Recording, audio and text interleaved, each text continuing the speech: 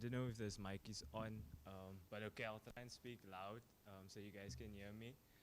So, good morning, everyone. My name is Michael Olafir, and as you heard, I'm a JCC alumni.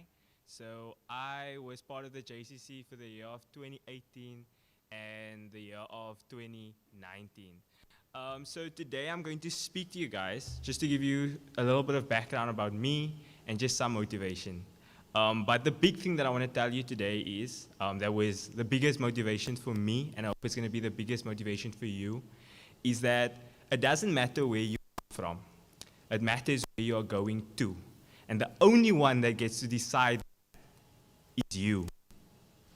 So before I begin, I'd like to do a little visualization exercise with you guys. So please, if you guys that are watching this on Zoom or wherever you find yourself, stop doing whatever you're doing. So you need to completely give all your attention to this visualization exercise. So let yourself immerse in the reality that's being described. Let your imagination take control and allow for the feeling, emotions that come through. Okay? So imagine yourself in the following circumstance. You find yourself in a classroom, right? The classroom, there's boys and girls in the classroom, and there's a whole lot of noise in the classroom. It's full of boys and girls, they're making a noise, and the teacher's trying to calm the classroom down. But the teacher's having no luck calming the classroom down. You know, you chat to your friend, you're having a good time, you're not worrying about what could go wrong. All of a sudden, you hear a loud noise. The class goes quiet. Tring, tring, tring. The school bell rings 3 times, followed by a voice on the intercom. Attention all learners. This is a code silver. A dangerous threat in possession of a weapon has entered the school premises. Please proceed by closing all windows and barricading the classroom door. Drop flat on your stomach and remain calm. This is not a drill. You stop whatever you are doing, you stop talking to your friend, and you do exactly as you're told. You drop flat on your stomach, and as you lay down flat on your stomach in the classroom, you hear background noises, gunshots going off. And some of your peers are crying, and you can feel the tension in the room. A few hours later, things calm down, and you leave the school at the front gate. And your mom and dad receives you, they give you a hug, and they take you home. Now, the reason I told you this story is because this was true for me. Because when I was in grade 6 at Arcadia Primary School in Bonteheuwel, that was a reality for me. And I faced many such circumstances after this, where I had to break up a fight, not knowing that someone in the fight had a knife. I had friends drop out of primary school, they didn't finish primary school, let alone get to high school. There are teenagers having responsibilities of parents, having to bring up children. I was grown up in an area where little is expected of you, where people think, what can you do? Who are you? Later, after primary school, my parents decided to put me in high school away from Bonteheuwel because they didn't want me to be exposed to that environment. So I found myself at J.G. Meering High in Goodwood. School was a bit better off than my primary school. There wasn't as much gang activity, and the environment was different. But the problem that came now is I was the boy from Bonteheuwel. Oh, what is he going to do? Is he going to stab me with a knife? Is he going to take out a gun? Is he going to sell drugs to me? That was the stigma they put on people from Bonteheuwel. If you come from Bonteheuwel, you don't really have a future. Right? That's what's expected of you. But I didn't allow where I come from to determine where I'm going to. Because I said, I'm not going to let you define me. Because only I get to decide that. Only I get to decide where I go to from here. And that's why I said, you know what? You might think I can't go far, but I'm going to show you all. You know, that's the best feeling. When people expect little of you, when people put definitions on you and they tell you who they want you to be, and then all of a sudden you show them who you really are. Grade 8, I was that kid from Bonteville, but I got the highest average in my class. 86.5% average. That kid from Bonteville got voted on the RCL. And they only choose 3 out of all 200. And that kid from Bonteville made a difference at his school. And he wasn't going to stop there. In grade 9, I made the RSL again. Came first in my class again. Went from 86 to 88% average. And I said, you know, that kid from Bonteville is going to show you that you can't put me in a box and you can't tell me who I can and cannot be because I define my future. So I applied for the Junior City Council. And that's where I met Ms. Relay Moffat and where I met amazing people that inspired me to be more, to do more. Which comes to another thing I want to inspire you to do. Take on opportunities and surround yourself with the right people. You'll be surprised how far you come just by surrounding yourself with the right people, right? And be yourself. Don't pretend to be someone you're not just to attract a certain group of people. Don't chase after people.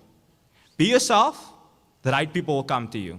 Like don't put on an act, don't put on a face, oh, now I want to be with that crew. But then you're going to pretend to be someone you're not, and you're not going to be comfortable with that crew. You're not going to grow with that crew. So what do you look for in people? What do you look for in opportunities? Where's my opportunity to grow? Right? No one gets to tell you what you need to do. Right? Our parents like doing that. No, you're going to become a lawyer. No, you're going to become a doctor. No, you have to do this. You have to do that. Your friends like to say, no, you can't outshine me. You have to be here. People like to put things on you. Don't let that happen. You know, you get to decide who you want to be. So you get to decide to be yourself and attract the right people and take on opportunities that you are passionate about. And I want to go on. I joined the JCC. I met these amazing people. And, you know, my average kept on going higher. I got 88%. I went to 90%. I went to a 92%. But I never really enjoyed academics. Or I wouldn't say I never enjoyed it. I enjoyed learning, but I never enjoyed the way the school system was.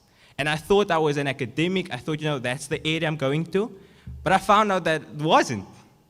And that's where it comes in. It's your journey. You know what is best for you. So I was supposed to finish matric this year, but I didn't because I saw a bigger opportunity for me. So I saw an opportunity to go to Johannesburg, to the African Leadership Academy, where I can explore something I'm passionate about. So I'm passionate about helping the next generation of young people start businesses that bring more people out of poverty. Because the biggest thing about poverty is I come from an area of gangsterism. I come from an area of drug abuse. And I still live in that area today. And the biggest thing that I want to do is bring people out of that. But I know I can't because I'm not interested in the justice system. I'm not interested necessarily in politics. So how can I use what I love to help bring people out of that? And that's why I decided to go into entrepreneurship, how people start businesses.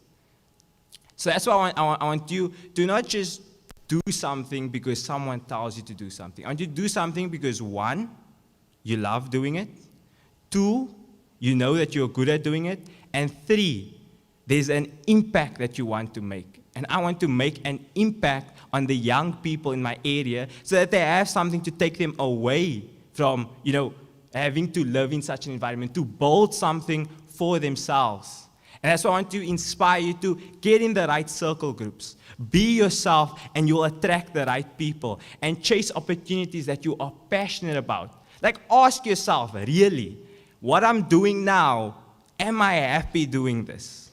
What I'm doing now, is this something I see myself doing for the rest of my life? Is this something that's going to wake me up every morning? Because if it's not, you need to do searching. And searching is not just sitting around, searching Google. Searching is going out there and looking for opportunities. And that's why I was so happy that I started looking for opportunities. So I was doing good in school and I knew I could, but I was starting looking for more opportunities. So I applied for this thing called the RISE Scholarship, and I met amazing people all around the world that are inspiring me to make an impact on the world, inspiring me to help people come out of poverty through entrepreneurship. And that's because it's something that I found I love doing. So you need to find out, ask yourself, what do you love doing? Do you love writing? Do you love reading? Do you love speaking? Do you love sports? Whatever it is that you love doing, do you love drawing? Find out what you love and find out what you're good at doing. And then lastly, find out what impact can you leave on the world. Bring that together and you will find your purpose. And today you're going to learn a lot about opportunities, a lot about choices that you need to make. Are you going to go to this college? Are you going to go to university? Are you going to take on this job opportunity? Are you going to use a business? And the biggest thing you should ask yourself is, do I see myself in this area? Do I love doing this specific thing? So ask yourself, what do I love doing? What am I good at doing? And what impact do I want to leave on the world? And the most important message I want to leave with you is this. It doesn't matter where you come from. It matters where you're going to. And the only one that gets to decide that is you. Thank you.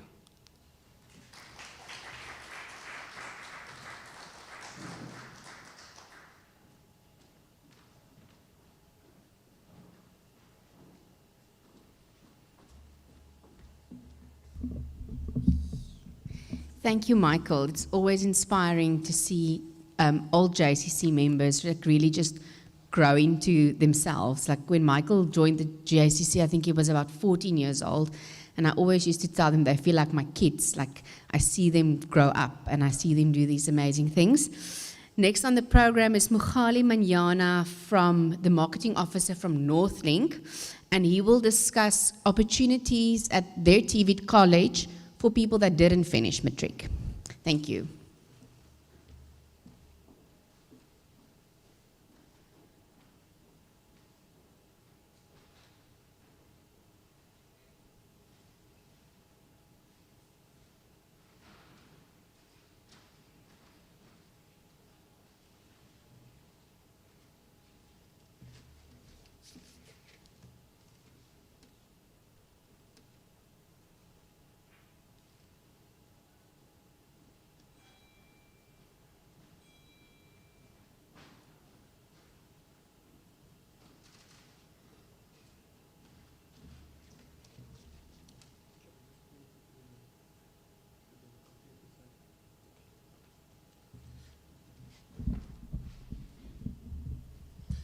Good morning, everyone.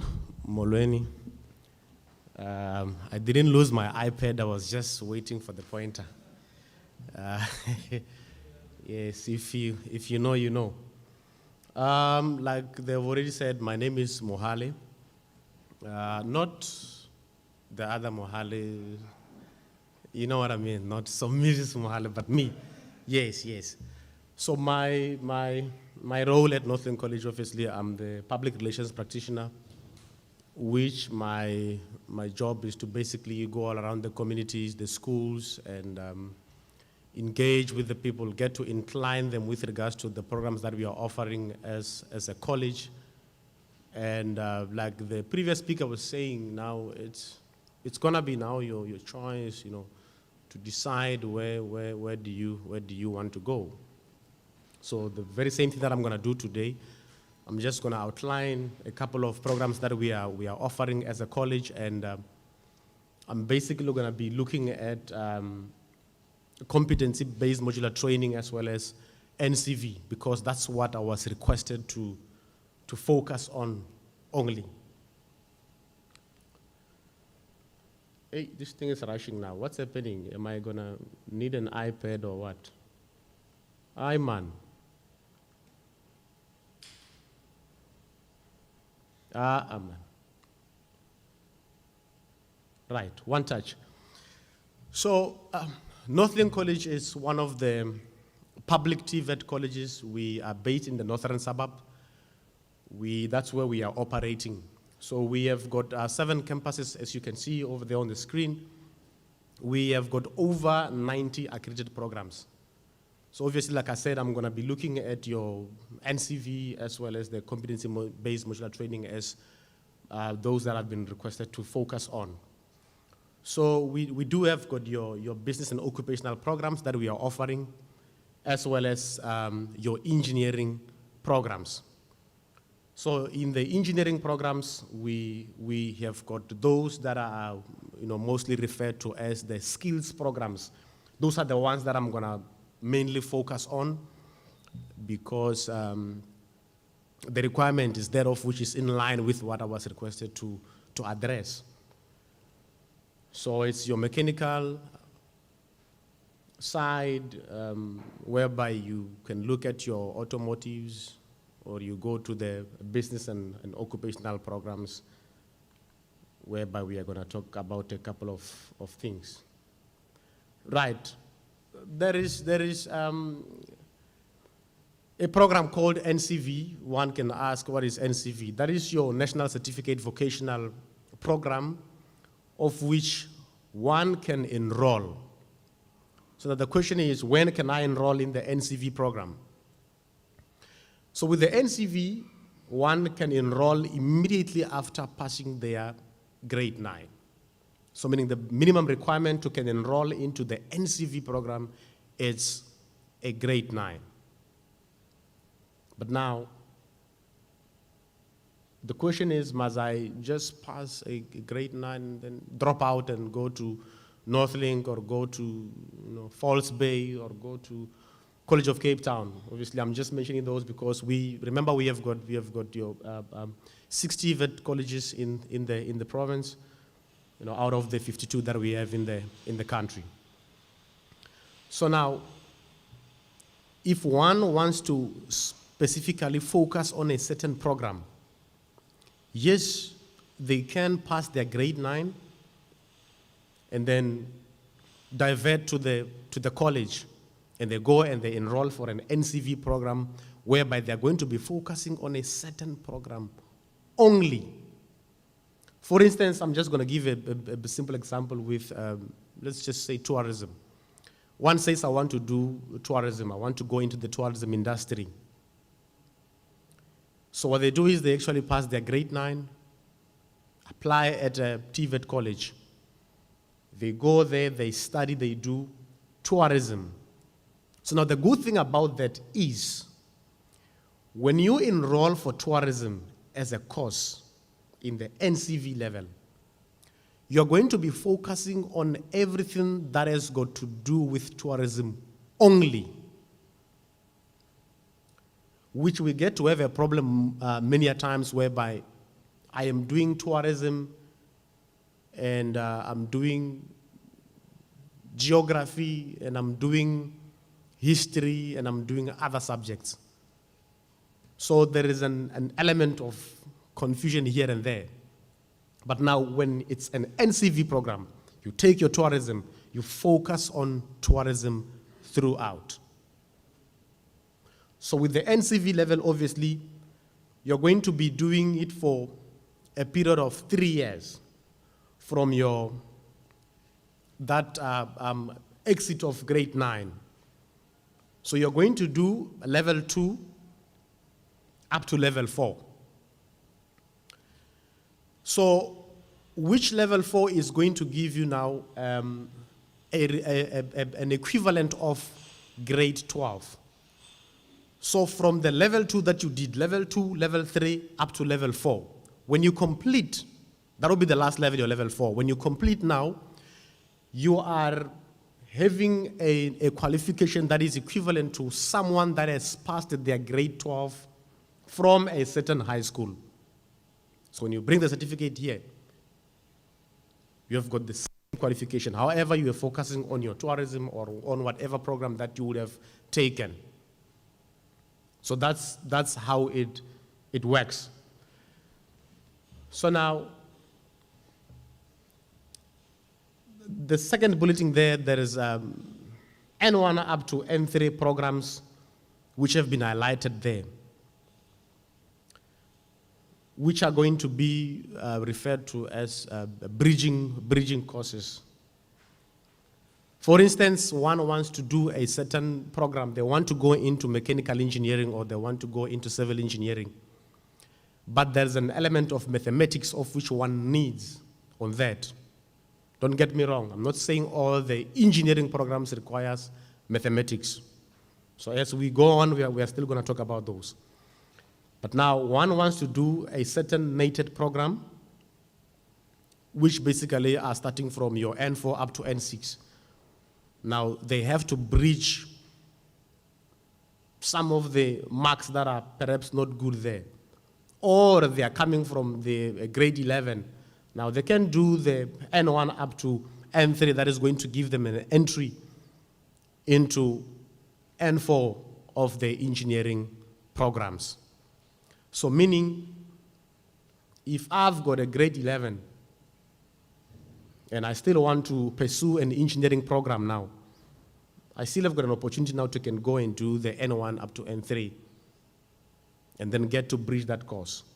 Remember, they said I must specifically speak to those that did not complete a grade 12, meaning that there is an opportunity, there are opportunities for those that did not complete a grade 12.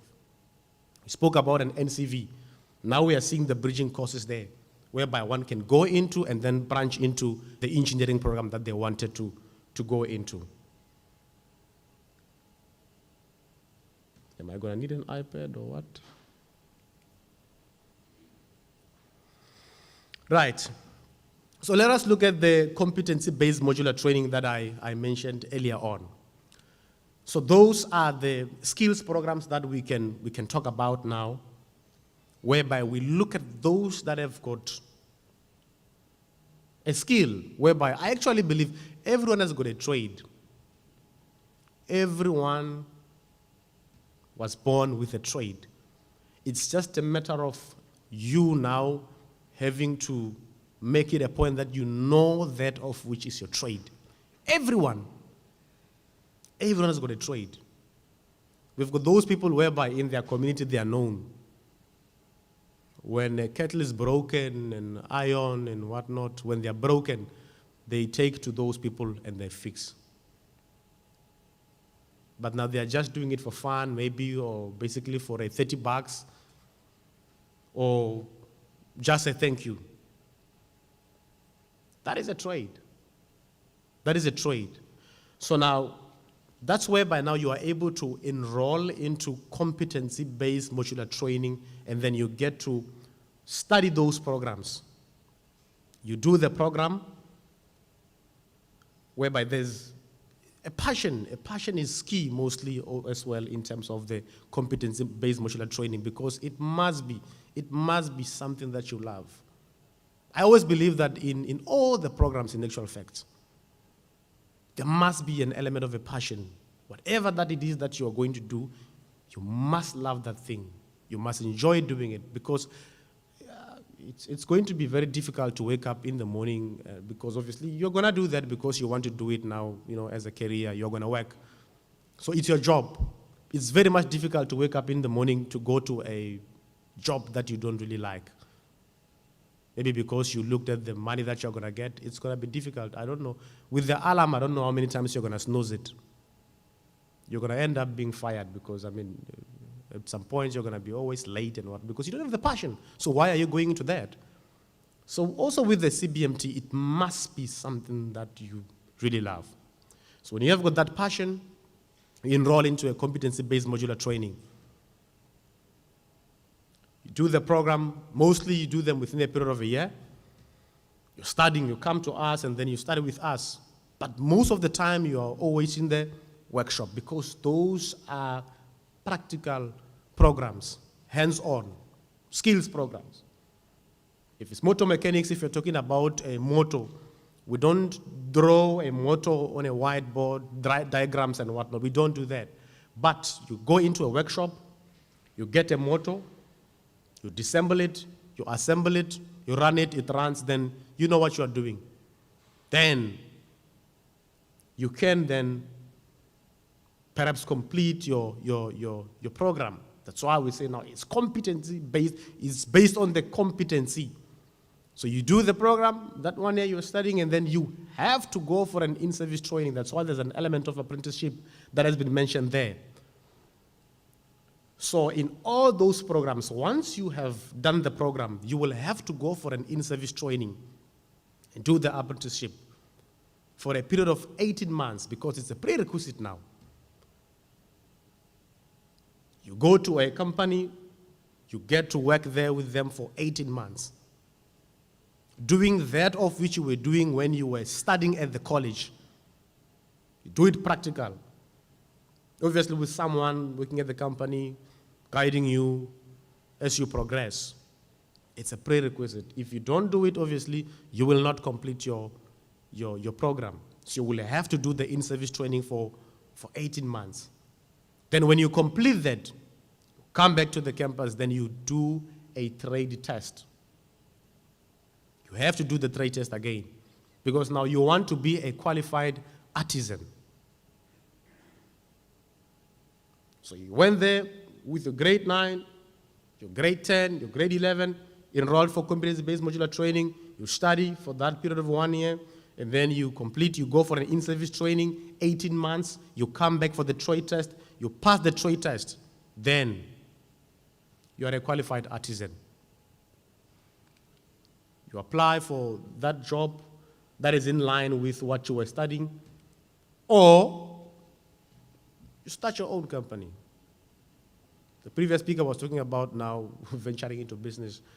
If everyone is going to say, I'm studying because I need to look for a job at company A or company B, do you think we're all going to work? I doubt. Now, we need to do this kind of programs and other programs looking at now venturing into entrepreneurship. You start another company so that other people can come work there. We're facing difficulties at the moment. If companies are retrenching, where are the people going to go to? But if they retrench and one starts a company, at least with experience and all that they have, they go to the other company. Another one opens it from the competency-based modular training, then we are moving somewhere. We do have good direction. It quickly moved into some bursaries. I don't know why. But it's okay. Let's talk about it. So with the bursaries, NSFAS, National Student Financial Aid Scheme, the government bursary, of which, fortunately, it has been converted, yes, to a bursary. But by then, it was a loan. It was a loan whereby you study an agreement form. I study, you pay for my fees and everything, accommodation. Now there's some travel allowance and personal care. I don't know what is it for, but yes, there are those things. And then you pay back the money. But now it has been converted to a bursary. You study, you complete, then you don't pay back the money. If you paid back, I don't know, that's the other way around, but you don't pay back the money. It's a bursary. So with the bursary, obviously, NCV, as we mentioned, NSFAS does cover the course fees for those programs in the NCV. Whatever program that you take in the NCV, NSFAS will be able to pay for the programs,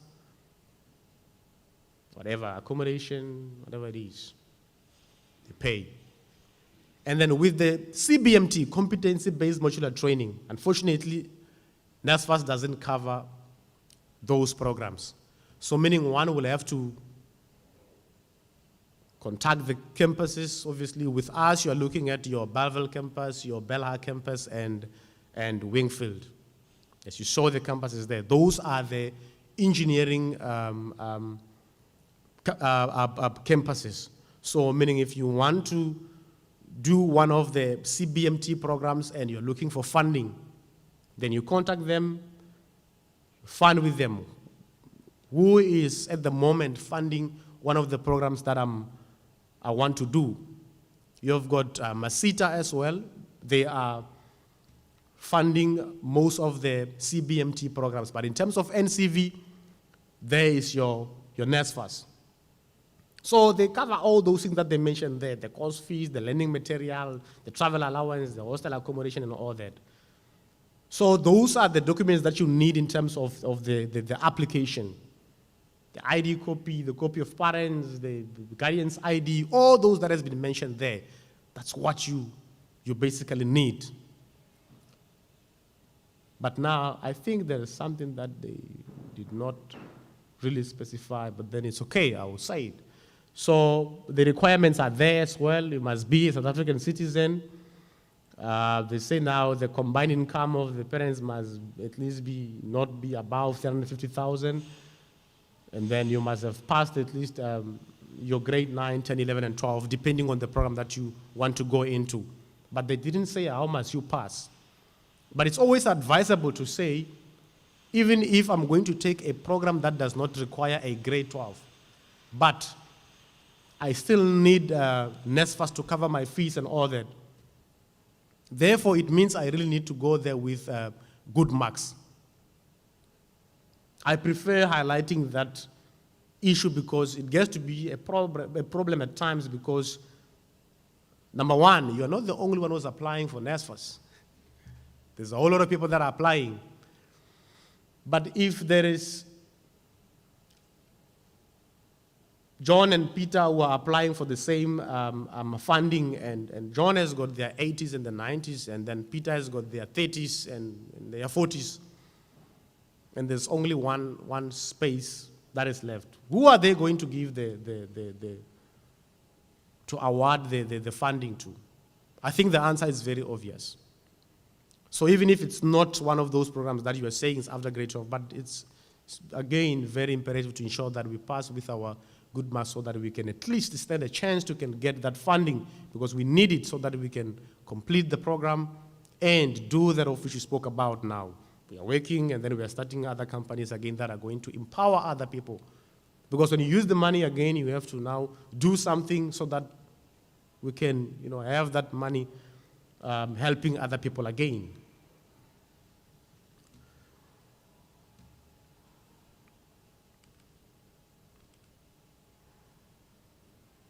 Okay, so that is one of the campuses, which is Bella campus.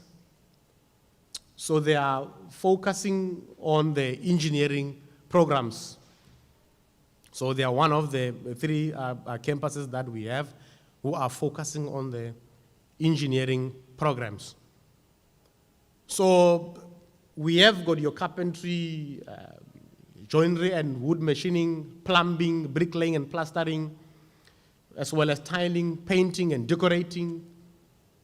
You have got your electrical engineering there, heavy and light. However, electrical, heavy and light, you can start them from the N1 to N3. However, to do that program completely, then you're going to need a grade 12, which I cannot talk about it because it's not what I've been assigned to do. And then there is your electrician as a program there as well. And then the trade testing center is there as well. So meaning those CBMT programs, if one wants to do them, more especially focusing on that civil engineering kind of side, you know that you go to Belha campus. That's where you're going to be studying. And also the trade test, that's where you're going to do it. Remember we said we study and then we go for an in-service training, then when we complete, we come back for a trade test, then when we complete then, that's whereby we can now say we are qualified artisans. So those are the programs, some of the programs in actual facts that are being offered at Bella campus. We still, we are allowed to can go to the website and then check Northland College and then get more information with regards to the programs, because it depends. Remember, it's about you. You know the program of which you want. And if you want it, then you go for it.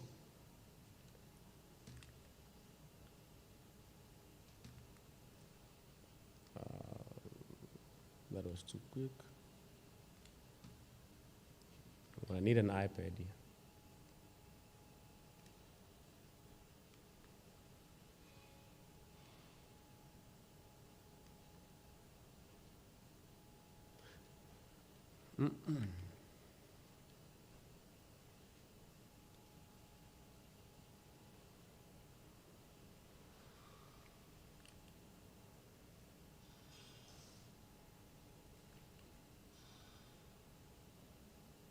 Right, Belleville campus.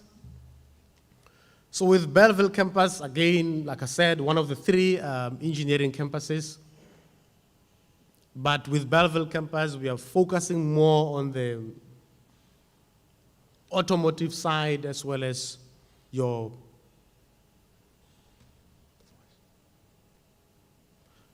the what we call the boiler makings and whatnot.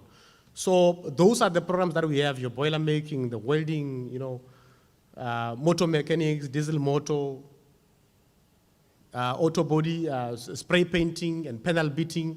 those are the programs that we are offering at Belleville campus. So competency-based modular training. If it's NCV again, still it's going to be offered there.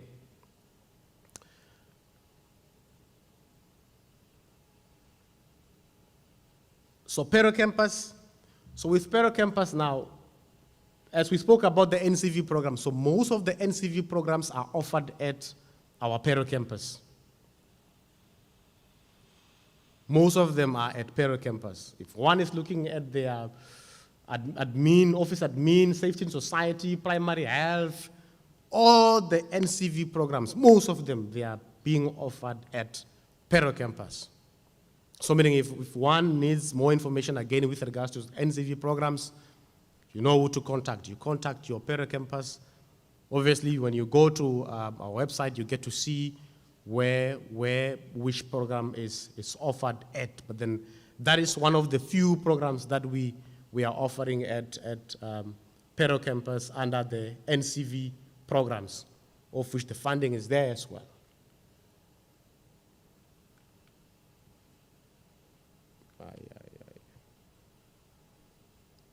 And then that is Procha campus. We do have got some of the NCV programs there as well. Your hospitality and catering services, financial management. You've got your marketing management there. Remember, those are NCV programs as well. Your level 2 up to level 4. You apply and then you study for that period of 3 years and you progress now to the NATED programs. So those are the programs that are at Procha campus. That is Wingfield campus, one of the 3 engineering campuses as well. We have got most of the competency-based modular training, your fitting and turning, which is it's our specialization. That is a center of specialization for fitting and turning, CNC machining, fitting and machining. You have got your light current as well as the heavy current offered there as well. Your fluid power, hydraulics, pneumatics, all of those programs, competency-based modular training, they are there at Wingfield campus. Again, like I said, if one needs to get more information about that, you still are allowed again to visit our website or you contact the campus.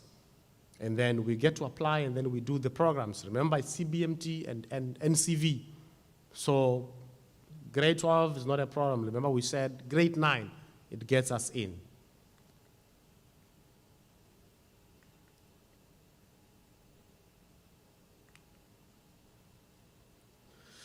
Right, now, if one is enrolled there, obviously, we do have got the facilities there. Obviously, looking at the accommodation, we have got the rest is there, the residence there, whereby one can apply and be able to be accommodated. So, but now, in terms of accommodation, one has to be at least staying 40 kilometers radius away from the campus so that we can at least now give a chance to others that are staying far. If one is not staying 40 kilometers away from the campus, then they're able to stay from home. I mean, the travel between the campus and home, because remember, in terms of the funding, there was an element of a traveling allowance, so meaning you are still able to find your way to the campus and then back home.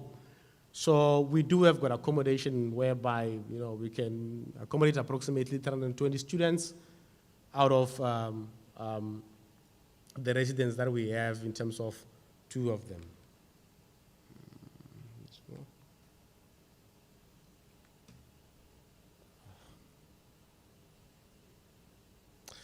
Those are some of the programs in terms of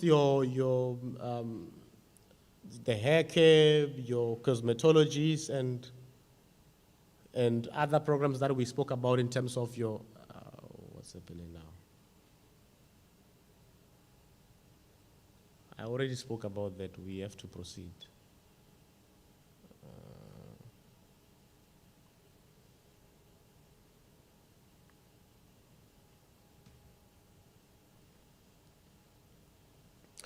That's the campus life, the entertainment in terms of your activities there. You have got your soccer, your netball, athletics, all those things are there. Once you enroll, then you get to be involved in all those. You don't really focus on the studies only, but you can do other activities, just to refresh out of the classroom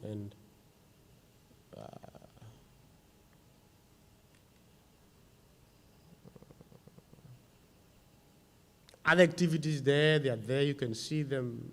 I mean, this is a whole lot of things that is happening there. So that is our a race car that we, it was built by the students in terms of motor mechanics and spray painting and panel beating, boiler making. They all contributed in terms of building that race car. It's just a standard Yaris that has been converted now into a race car. They put the roll cage in there, the bucket seats, nice seats for racing. It was launched in Killarney 2 years back. And in terms of the bodywork, spray painting and panel beating, they're the ones who painted the car and they put Northlink colors there. It's not a wrap, but it's real paint. And then the motor mechanics, they put a race chip there. It's a very quite cool car. If some of the people are following Speed and Sound, they probably saw the car. And then the car also got an award for one of its own kind last year. Student governance, obviously, you've got your SRC there. If one is interested into those things, they're able to now, once they've enrolled, then you get to engage into politics here and there, but not that of other people that we cannot mention, but just, educational leadership, whereby you can now get to gain experience in terms of leadership, whereby you come up with some innovative way of how things can be done at a college. Those are the highlights of graduation and whatnot. Obviously, at the moment, with the situation that we are facing, it's a virtual thing. The previous week, we just had our virtual graduation. I think it was on Wednesday, Thursday, and Friday. But under normal circumstances, that's what happens. Everyone gets to gather in one venue, and when you have completed your program, and then you get to be in your regalia, and you have your grandmother, the father, and the mother chanting there, ululating, celebrating that of which you had to put in as your hard work. I would want to believe that is one of the greatest moments whereby you get to reflect, on the hard work that you put, and then when you see yourself in the regalia, it's very nice. But then at the moment we cannot do that. It's a virtual thing, hoping that things will just get back to normal, and then we get to see some of those things. With open days as well, so far we look at other ways of having our open days whereby it can be a virtual thing as well, just like we are doing now because of the pandemic. So we cannot really gather because of the limitation in terms of the numbers and whatnot. So under normal circumstances, we do have open days whereby we will, put on our Facebook page, Twitter, and whatnot, and then people get to gather in one venue. Everyone gets to visit their station in terms of the program that they want to enroll into. They get more information, get to see and feel some of the facilities or equipment that we would have put in terms of the program that you want to enroll into. Mechanical engineering, obviously, will be having motors there whereby you get to see the pistons and whatnot as to how those things get to operate to just provoke the interest in terms of that particular program. So in terms of application now, we go to the website there, we go under application, and there is a one-page form whereby one has to fill in, and they will attach the necessary documents. You just need your ID copy, the latest results of the school where you are attending to, or the report. In terms of application, just forget about the salary slips and whatnot. We don't need that. You just go to the website, and then you go to application, you attach the ID copy and the latest results.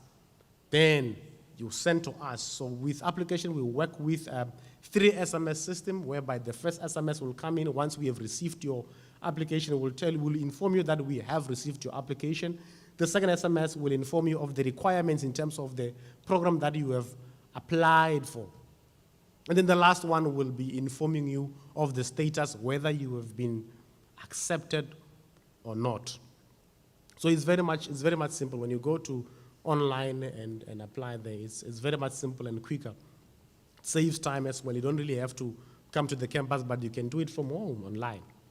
So those are our information in terms of contacting us. One can give us a phone call on that, or you can send us a mail, or you can check us on our website page. You can follow us on Twitter. You can check our videos and whatever that we upload on YouTube and on Twitter as well. You are able to do that. All right, that's all from me. If there are questions, I don't know, maybe they are going to give a platform for questions, but as for now, thank you.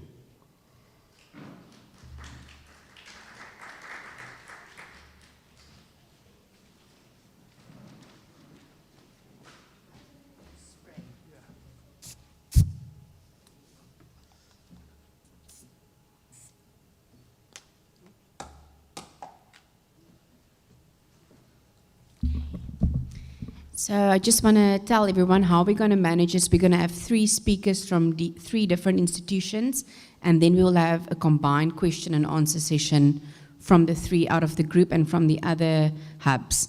So they will send through their questions, and then we'll answer everything in one go. So next up we have Arthur Katile from Falsbeck College.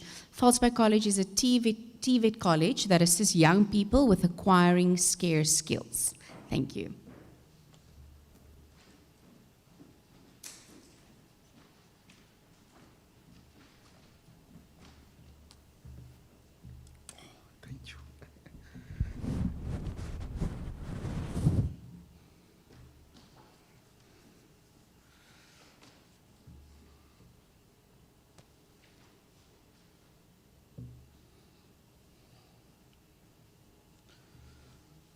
Good morning, young people, and to everyone who is here this morning. I know it is storming outside. We are not known as the Cape of Storms for nothing. My name is Arthur Ketile. I come from the marketing department of Falsbeck College, whose office is situated at Muizenberg. I'm here to present to you the various study opportunities that are available from Falsbeck College. I don't know, Mr. Mohale, the presentation, I don't have the tool that you used. If there's anyone who can assist me when that presentation is flighted to actually move the slides for me. But in the meantime, young people, I must say, for me, it gives me great pleasure to be here this morning and to see you here.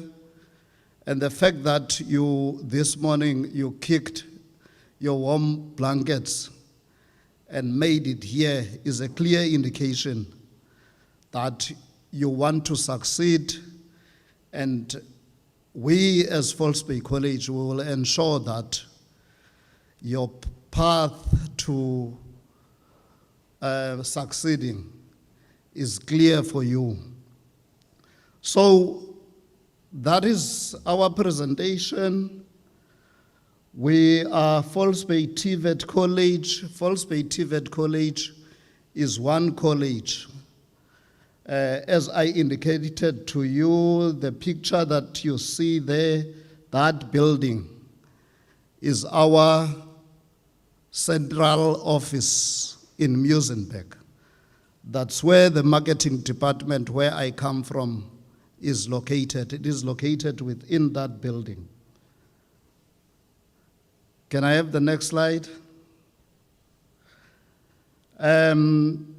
We are a TVET college.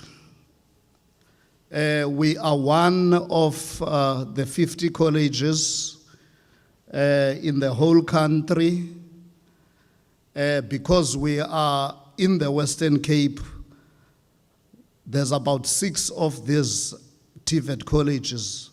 You've heard Mr. Mohale saying it's public colleges because it's colleges that are supported by government.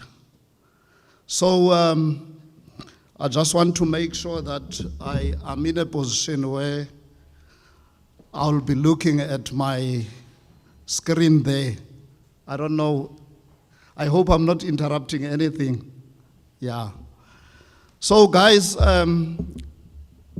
if you pick up, as we go on with our presentation and you pick up a lot of repetition, it is only because we've indicated to you that we are one of 6 colleges in the Western Cape, of which the previous speaker here, you know, is also coming from this college. So there will be some repetition, there will be some similarities in whatever we're going to present to you.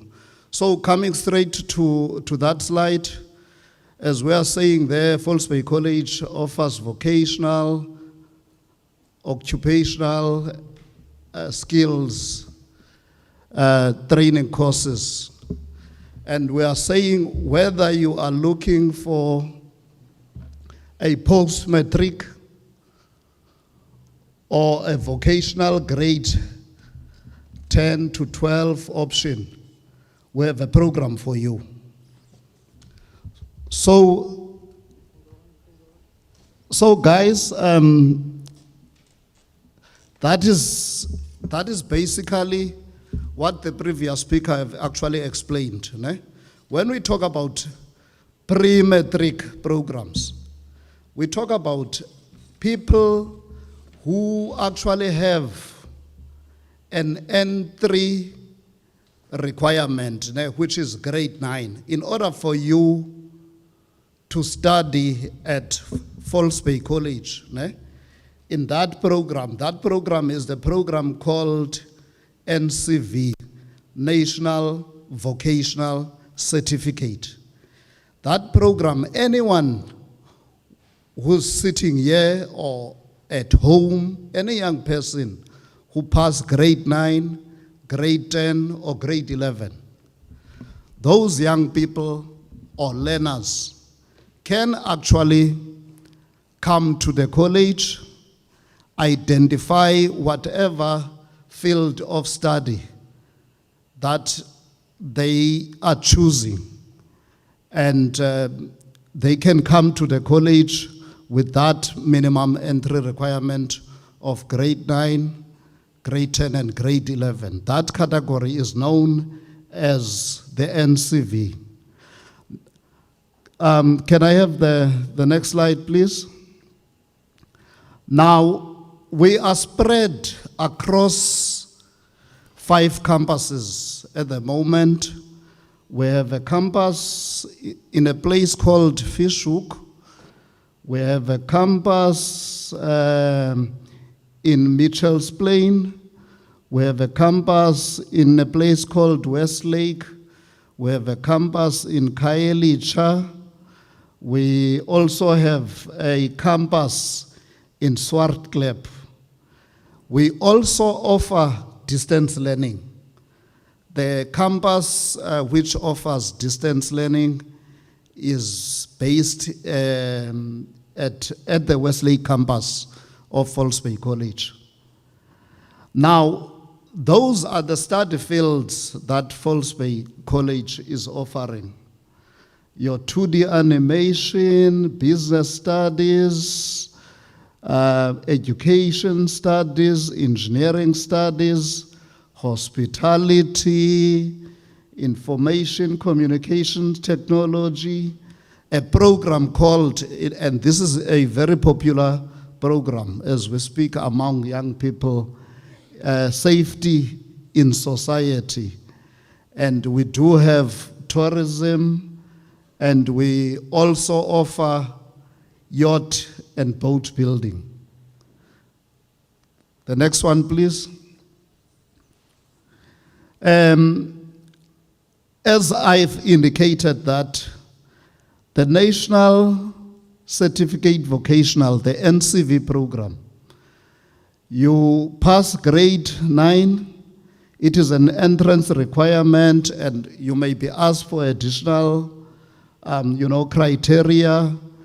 It's a 3-year full-time qualification with a certificate at exit level 4. In other words, once you enter that program with your grade 9, you immediately fall in what is known as level 2.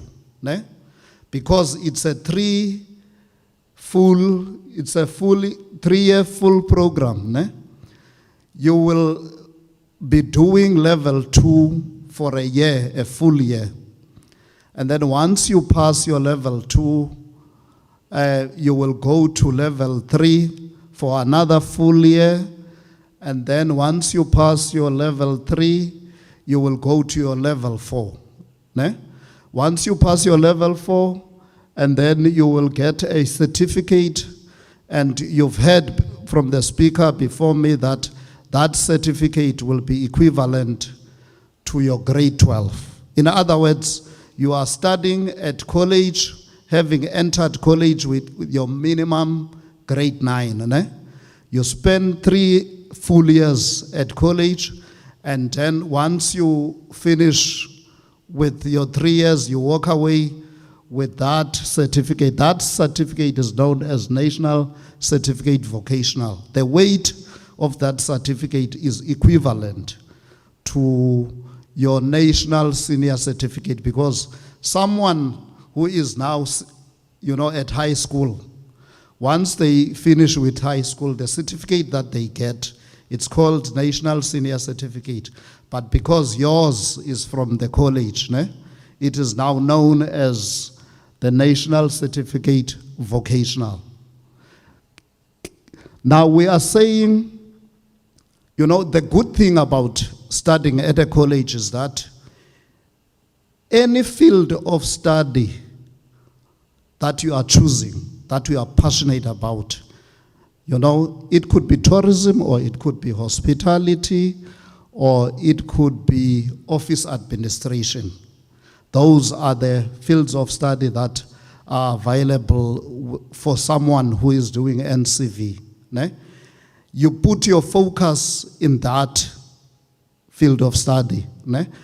And the benefit is that if you are studying at a college, you get a theory, and you also get a very strong practical component in everything that you do.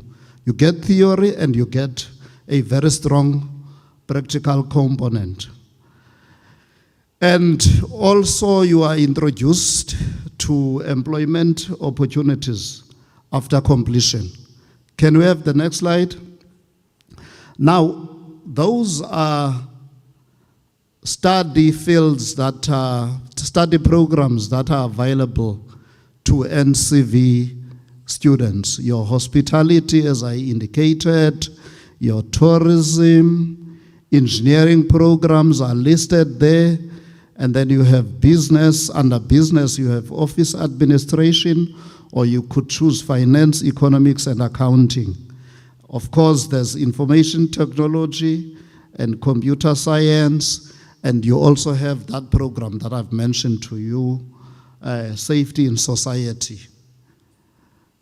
Next slide. Now, this program, it's called the National Certificate N4 to N6. Now, this is the NATED program. This one is for all those young people who finish grade 12, who are sitting at home with the National Senior Certificate obtained from the high schools, of Cape Town. Now, those ones, that certificate is an entry requirement. They come with that certificate. Of course, in whatever field or whatever program you choose, you'll always be asked questions about what subjects have you done. That is always done not because the college wants to, to exclude you. I'm saying this because I've picked up an element of fear amongst young people whenever questions are asked, what subjects, because, the college wants to align you in, in a program where you are not going to struggle. Ne? So that is why we talk about some additional criteria may apply. So as you can see that illustration there, it's your entry requirement, and then we are saying those are 3-year diploma programs. Ne? It's a national and diploma program. Now, that diploma, you will complete it in 3 years. Why we are saying 3 years? It's because you'll spend 18 months attending classes, doing theory. I'm sure at this level, you know what the difference between theory and practical. But if you're not sure, please don't hesitate to raise your hand. We don't want to leave you behind. So it's theory. You'll be attending classes from N4 to N6. And then we are saying the next 18 months is practical. Now, practical, it means we as the college, we have a duty to look after you. In other words, we have to take you and place you within industry. Ne? These are big words. When we talk about industry, as college people, we talk about employers. Ne? Just to simplify this thing, we put you there in industry in order for you to gain practical work experience, because there's a huge difference between theory and practical working experience. Now, once you obtain that 18 months, and then we award you your national diploma, it could be in any field, that you have chosen. I'll come later to that. Your first 18 months plus your second 18 months gives you 3 full years. Can we have the next one?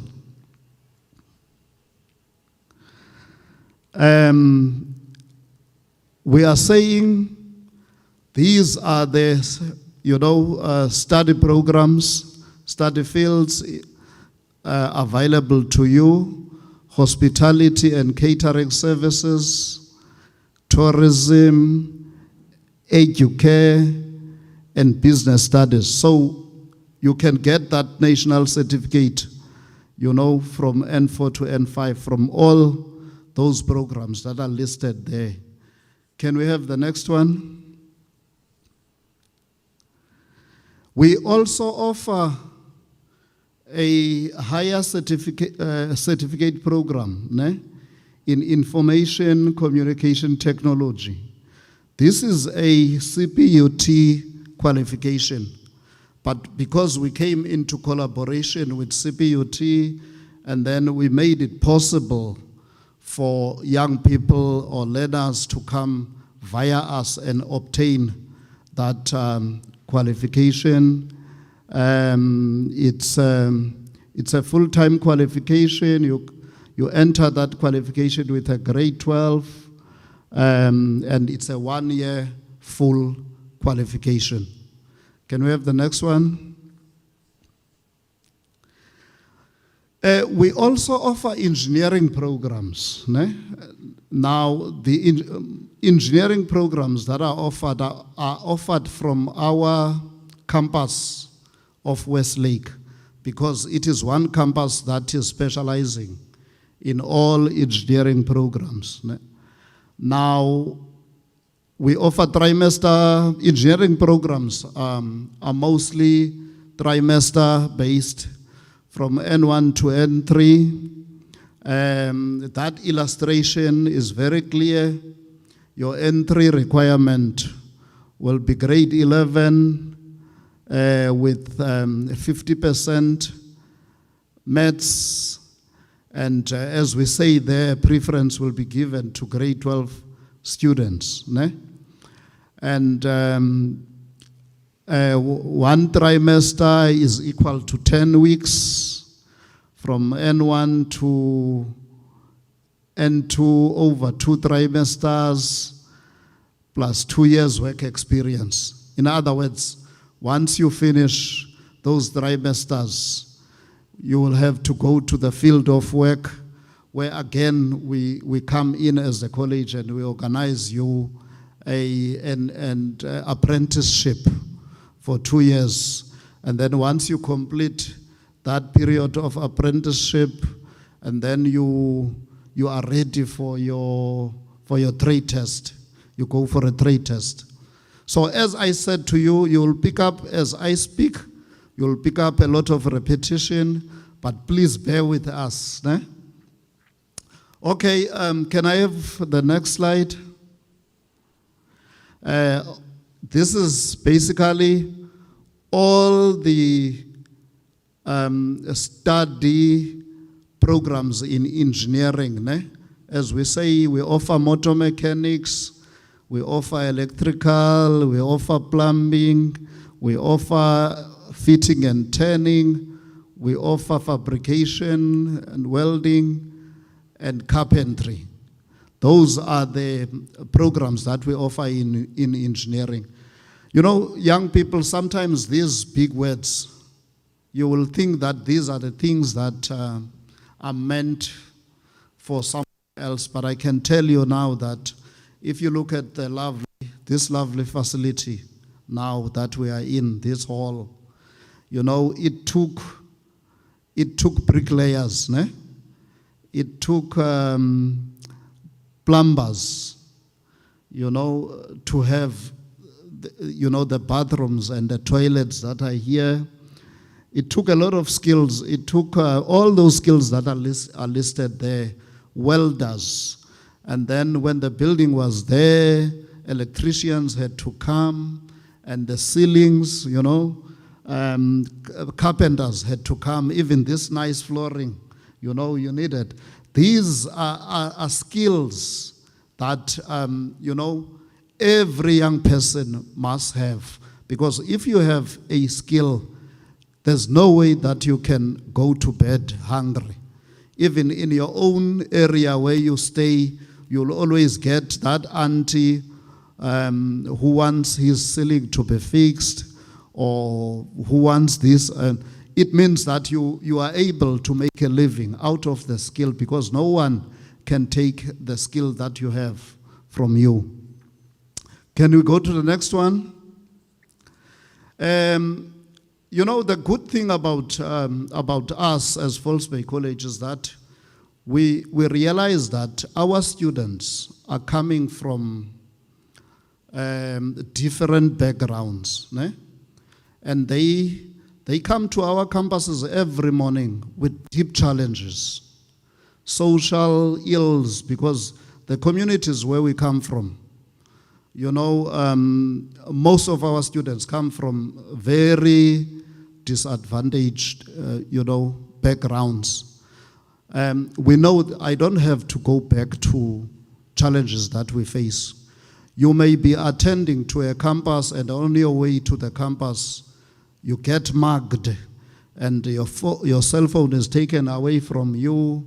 Do you think you'll have a good day in class? You'll be in a position to perform as the next person. There's no way. So we as False Bay College, we know that some of our students didn't woke up that particular morning without a plate of food or pap or coffee. You can't compete equally if you are hungry with someone who's got everything. So at False Bay College, that is taken care of. We have in each campus a student support officer, ne, whose task is to do career counseling, is to look at all issues of wellness that are affecting our students. Ne? The disability support, as I say, that we draw all kinds of human beings, all kinds of young people to our campuses with all social challenges that they are having. So we have those people who are well trained, they studied and they do counseling. Ne? Whatever problem or whatever challenge, however big it may be, those people are capable to resolve it. You make an appointment with them. You tell them that, hey, on my way, unfortunately, on my way to college this morning, I was robbed. And these things are happening. These things are not things that we just thumbsuck. These things are happening in our daily lives. So those people will take care. From that office, we also have another one which is very key. We call it the work integrated learning. Ne? Now, this office is there to give you assistance and support and prepare students to successfully enter the world of work upon completion of training. Ne?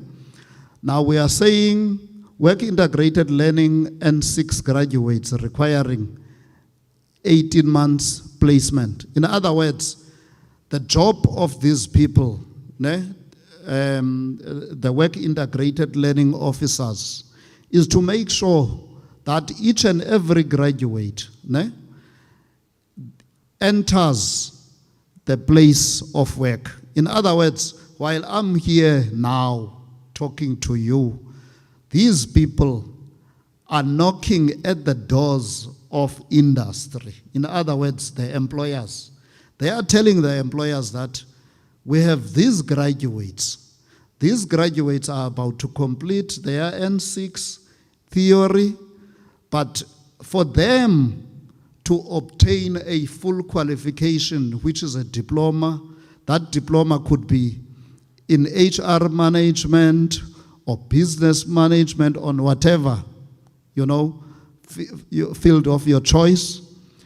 For them to complete that 3-year period and obtain practical experience, give them a chance to come and work in your company or government department or your city of Cape Town or whatever, where their field of study is offered.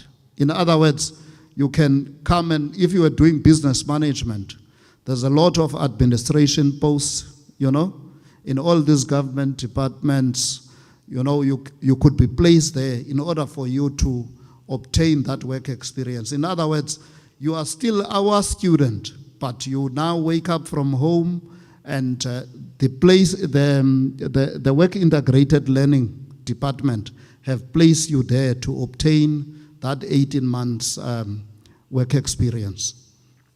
So that is their job, for you to get exposure in the field of work, because the field of work is totally different from being a student. Ne?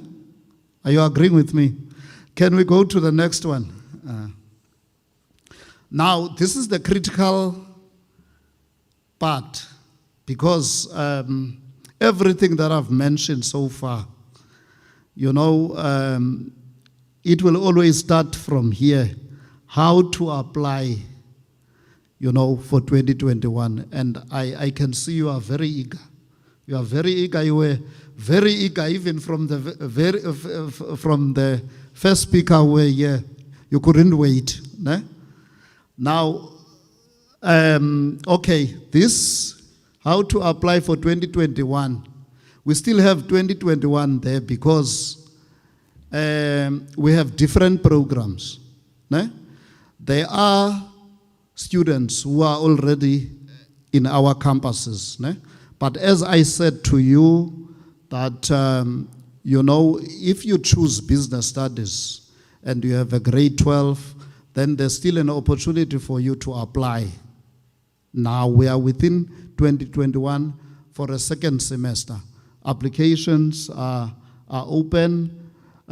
We are saying applications are now strictly online. Ne? And I think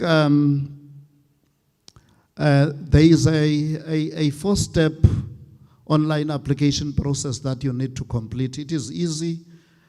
The people of your generation are very lucky because you carry smartphones.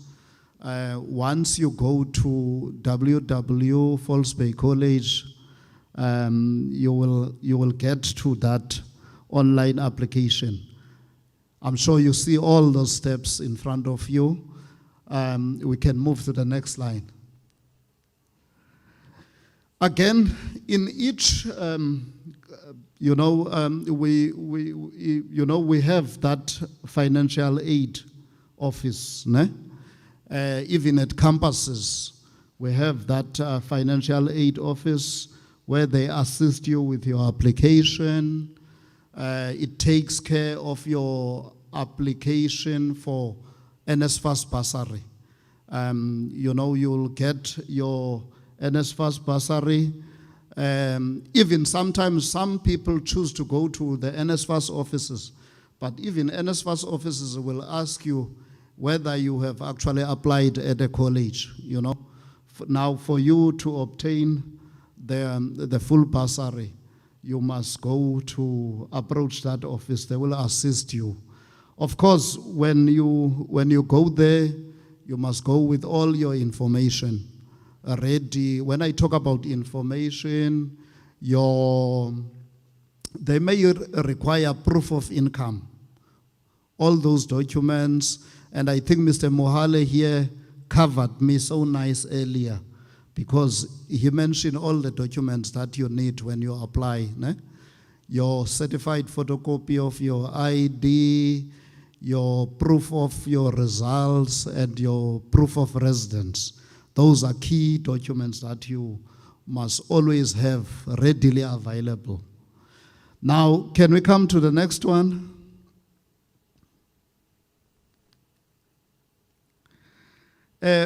We are saying, as False Bay College, to you young people, get future ready. Applications open online for trimester 2 and semester 2. Trimester 2 is for engineering programs, and semester 2 is for the NATED programs. The NATED, when we talk about NATED programs, we are referring to our diploma programs. One thing that I forgot to mention is that if you choose to do a diploma, you will do it in business management, HR management, and public management. There's also something called management assistant. If you're not interested in that, you can do it in hospitality, you can do it in tourism. What is it that I'm forgetting? I think I'm covered. Now here's the most important information for you. I know amongst yourselves here, there might be people who are coming from areas of Khayelitsha or Mitchell's Plain. False Bay College is at this particular point in time, because where we are operating from at Mitchell's Plain, we took over a primary school and we turned it into a college. We've always been looking for a piece of ground where we can build a fully fledged state-of-the-art campus, for Mitchell's Plain. The good news is that we are in the process of building that, campus at Mitchell's Plain. I think in the next 2 years, if you are in Mitchell's Plain, you'll be seeing the difference. And also at Swartklep, I've mentioned Swartklep in my presentation. We are busy developing Swartklep, and Swartklep is going to be the biggest engineering campus of False Bay College. Can we go to the next one? Again, you are young people of this generation. My generation never had these things. Ne?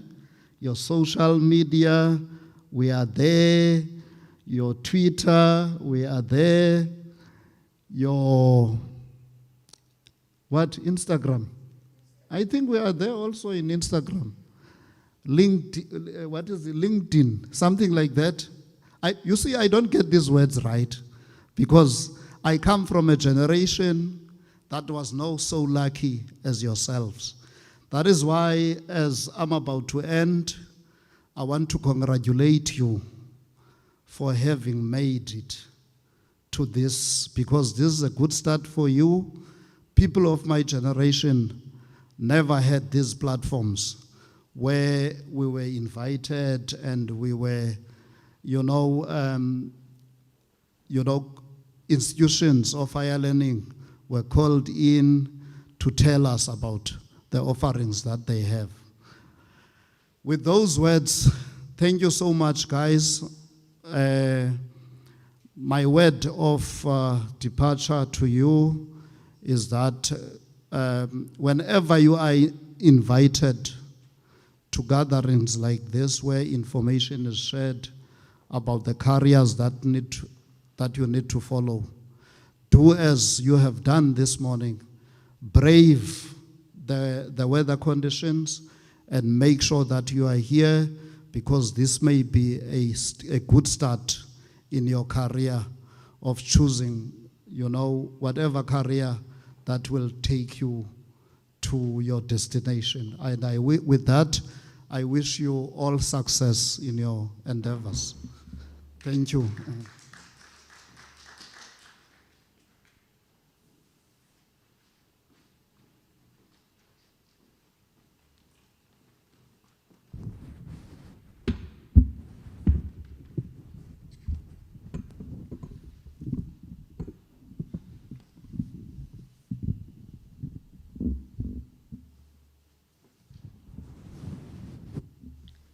Great stuff. We're going to have one more speaker, Leanne Davids from UNISA. UNISA is the largest distance learning university in South Africa, and this I found actually quite interesting. A third of South African students are enrolled with UNISA. So Leanne, you're up next, and then we will do the questions, and then we'll do a bit of a tea break.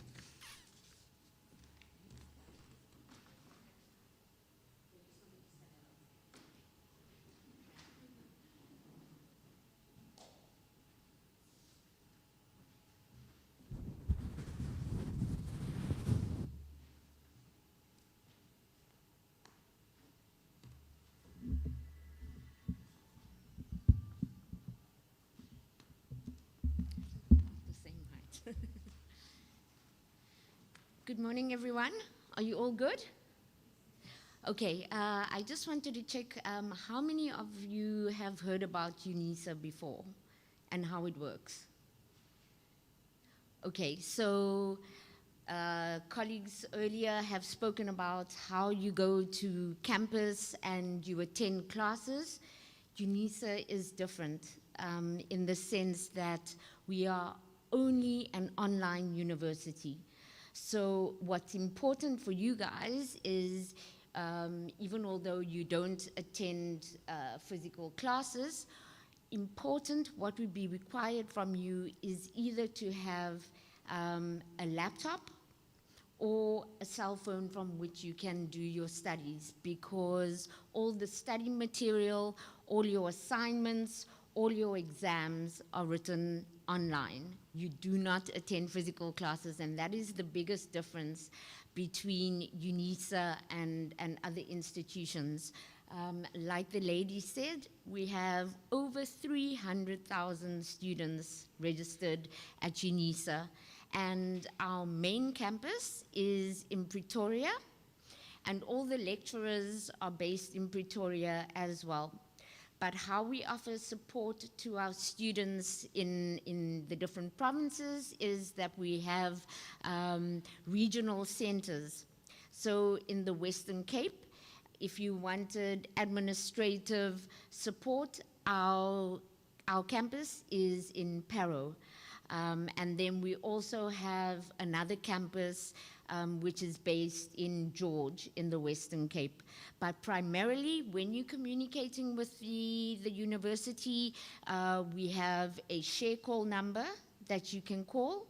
All the information about the courses that we offer, when to apply, about registrations, everything is available online on our website, which is www.unisa.ac.za.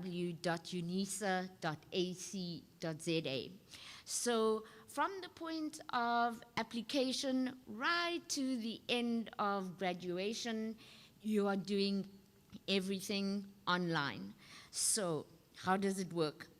First of all, you would need to check when applications open. And for 2022, applications will open in September this year. For those of you who are in matric, we will be using your mid-year matric results as a preliminary, for your preliminary application. But then what will be required from you as soon as you receive your official matric results, you submit that via email to the university as well, and we will finalize your application then. The application fee is currently 115 Rand. You pay that online as well, or you can make payment at the bank. You can do a bank deposit. Without paying the application fee, your application will not be processed. So I spoke a little bit about the documents that you need to upload. In addition to your matric results, you also need to upload a copy of your ID and a copy of your marriage certificate if you are married. And all these are done online. It needs to be done in PDF format or JPEG format. And please just remember when submitting your documents to please submit them separately. Label them correctly as well. So for example, Leanne ID, Leanne matric results, and you upload them separately. If we look at the courses that we offer at UNISA, okay, like our colleagues earlier said, that you can apply with grade 9 or 10 or 11. At UNISA, you need to have finished your matric before applying. We start with the lowest courses that we offer are higher certificates, NQF level 5. So I'm quickly going to go through the colleges that we have at UNISA. Right, the first one is the College of Science, Engineering and Technology. For people who want to enter this college, you would have needed to do pure maths at school. If you didn't have pure maths at school, this college will not be an option for you. And under the Science, Engineering and Technology, we cover things like information technology, chemical engineering, electrical engineering, mechanical. So that is where all the science-specific subjects can be taken further. The next college that we have is the College of Agriculture and Environmental Sciences. Under that college, the only courses that you can do without maths are the following: a higher certificate in animal welfare and a higher certificate in life and environmental sciences. Okay, then we're moving on to the College of Economic and Management Sciences. There as well, maths is a requirement for our degree courses, but You heard our colleagues speaking a little bit about bridging courses. I'm going to get to that. In this college, the higher certificates that you can apply for without maths are banking, the economic and management sciences, marketing, retailing, and as well as tourism management. Okay, then moving into the field of humanities, we have the College of Human Sciences. Under this college, we do not require pure maths as an admission requirement. So in this college, you're looking at qualifications such as archives and records management, social work, public relations, communication science, community development, creative writing, development studies, government administration and development, international relations, policy studies, political leadership and citizenship, politics, philosophy and economics, multimedia arts, information science, music. Here's where social work also comes into play, and as well as theology. Okay, moving on to our College of Accounting Sciences. For the degrees, you are required to have pure maths as well, but a bridging course there would be our higher certificate in accounting sciences, which doesn't require maths. Right. College of Education. Okay, we have also a higher certificate in education. We then also have diplomas, and also advanced diplomas, and then the degrees in teaching that we offer are then for foundation phase, intermediate phase, as well as senior phase, and further education and training. The last college that we have at UNISA is the College of Law. There you are not required to do pure maths as a subject either. So, for example, if you were a learner that wanted to do a BCom, for example, and you did not do pure maths at school, at UNISA, we offer you a bridging course, and we call it the Higher Certificate in Economic and Management Sciences. So for example, we then say to you, okay, because you haven't done pure maths, we will give you an opportunity to enter our degree programs, but you need to complete a lower level qualification first, which would be the higher certificate. So important, when it comes to applying at UNISA, we allow you on your application to apply for 2 qualifications. And we always recommend that you take the opportunity to apply for both. So usually, as you know, you have one field that you are really interested in, but we recommend that you have a backup as well, so that if you're not accepted for the one, you can still be considered for the other. If you are lucky enough to apply, and you apply for 2 qualifications and you get accepted for both qualifications, unfortunately, you will not be able to register for both at the same time. You can then either choose one or the other.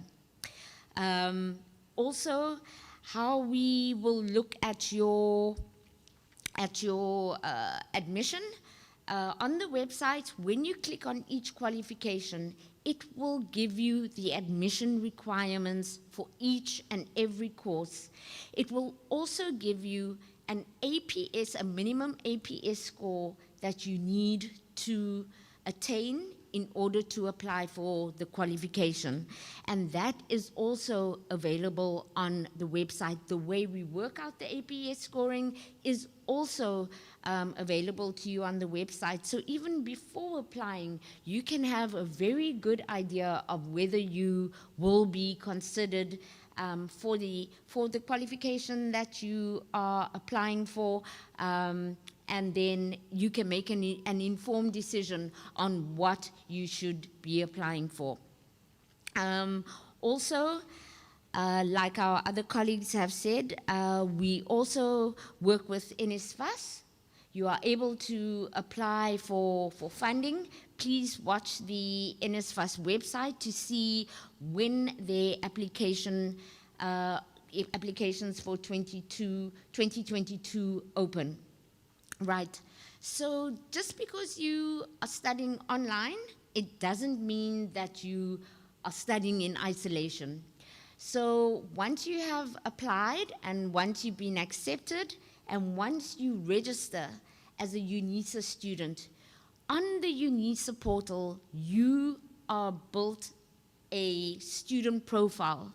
So once you log into that student profile, much like internet banking, where you can access your different accounts online, you will be able to access all your course material, your study material. Students form study groups. You'll be able to converse with your fellow students. But especially in this day and age with the pandemic, it is safe. You can still be in communication with your lecturers. They are online. You can send them emails. You can chat to them directly on discussion groups. Once you download your study material, when it comes to submitting assignments, you create your assignments in Microsoft Word, and pretty much like uploading any other document on the internet, you upload your assignment, it gets marked by the lecturers in Pretoria, right? But also, in addition to having contact with your lecturers, we also have e-tutors. And all you need to do is sign up for an e-tutor where you can work one-on-one with someone who can also guide you through your studies. We also offer online tutorial classes. All you have to do is, once you're a registered student, is send us an email, register for the classes. The classes are free once you have paid for your registration. So, as I said, we start with higher certificates.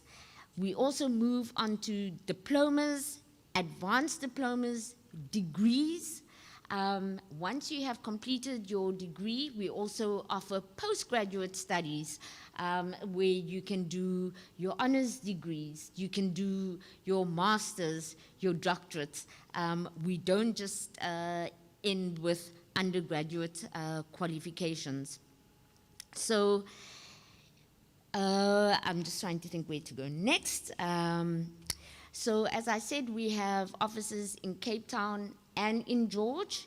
If you need help with, for example, choosing a career, we also have counselors in both campuses that you can email. You can set up online appointments where they can then guide you through the process of selecting the correct qualification for you. Also important is that once UNISA accepts you into a qualification, they will ask you to accept the offer. It is very important for you to accept the offer, because once you have accepted the offer, this basically guarantees you a space in the college. If the offer is not accepted, unfortunately, that space will be given to someone else. So important things for you to remember at this stage is that if you want to study at UNISA in 2022, you will need to apply in September this year. You will need to upload all your documents. Once you hear back, you need to pay the application fee. Once you hear back from UNISA and you've been accepted, you need to accept the offer. Once you have accepted the offer, you would then register in January next year. For now, we are not running semesters. We are running everything in a full year. So you would register for everything at the beginning of the year, and then you would write all your exams at the end of the year. When it comes to registration, please remember, UNISA will say to you that there is a minimum payment due to activate your registration. If you do not pay this minimum fee, your registration will not be activated and you will then not be able to study. Another important thing is our website details. It's www.unisa.ac.za. That is where you will start the process from application right up until your virtual graduation when you complete your studies. Okay, thank you. I think that's it. We'll wait for questions.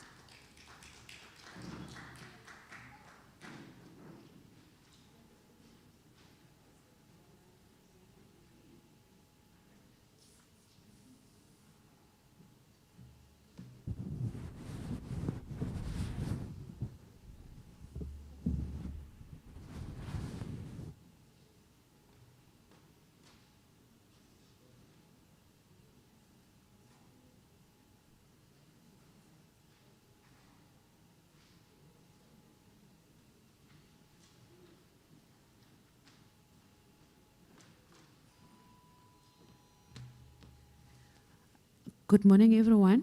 Are there any questions in the room before I take the questions from the other venues?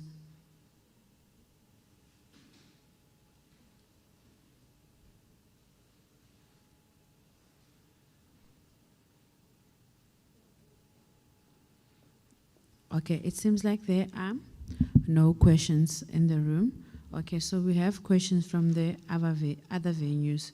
Okay, the first question is, I think it's for Notlink or False Bay, so one of you can answer.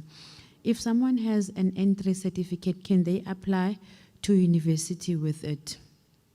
Okay, so this is after you have completed the level 4 NCV. Do you understand the question? Yes, so that is one question. And then another question is there any other funding besides NEFSAS who can fund panel beating at Notlink College? Because it seems like NEFSAS does not fund such. I'm not sure if you, False Bay, have panel beating as well. Maybe you can answer that. Okay, the second one is saying, is there any other funding besides NEFSAS for panel beating? Because NEFSAS doesn't seem to be funding panel beating courses. Okay, I'm still waiting for other questions. Maybe you can answer the first one. Must I repeat the first one again? Okay, no problem. If someone has an entry certificate, can they apply to university with it? I think to just add on that, it says this is after you have completed the level 4 NCF. NCV, yes. We can come and answer the question.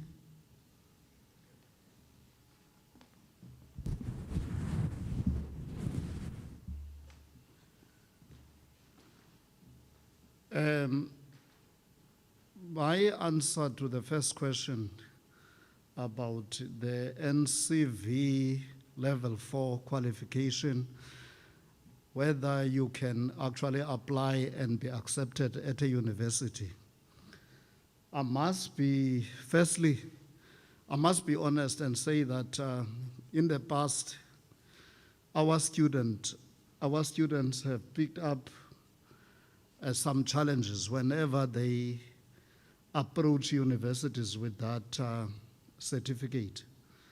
However, progress have been made to actually, from the Department of Higher Education, engaging the universities of our country, engagements between, the higher educations and the universities in explaining, this qualification, the NCV. As we were saying that this NCV qualification is equivalent to your grade 12. Now we have seen so much progress because some of the universities already, if you come with your NCV qualification level 4 obtained from a college. You apply with that qualification. They will look as to whether you meet their standards. Just like as you apply with your national senior certificate. When you apply with your national senior certificate, you need to meet, there's a points criteria that you need to meet in order for you to be accepted at university. So that very same criteria is applied to that when it comes to that national senior, national vocational certificate obtained from college. I don't know whether I cover this to your expectations, but the people who are asking that question are not here. But again, Mr. Mohale, I don't know whether the question was explained to you, about the NCV qualification, as to whether a young person who possesses this qualification from the college can apply at a university and get accepted at a university. So the question was asked to the two colleges that are here. Maybe you can explain it further, or you want to add something, I don't know. Sorry for taking your...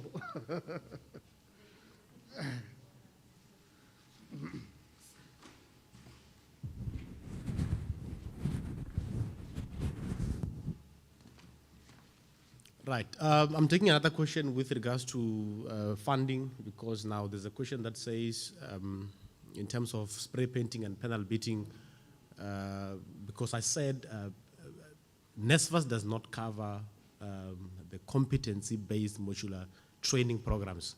So with that, you will have to apply for Masita bursaries.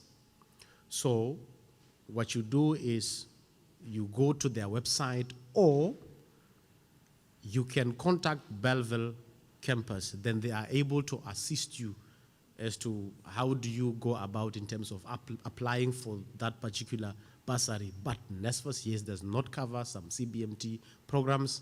However, Masita, it's seriously helping in terms of the funding of the CBMT programs. I hope it's clear.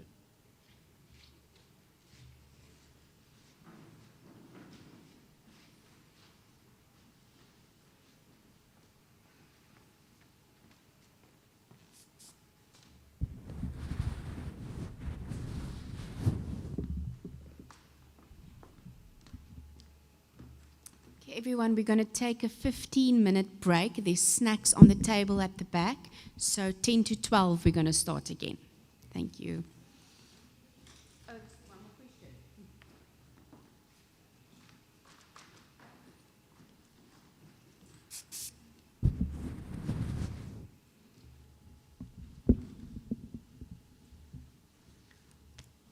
Okay, there's another question from Rocklands Library. So they're asking, so I'm not sure, maybe any institution can respond. They're saying, is the income of parents important even if you're over 25 and unemployed?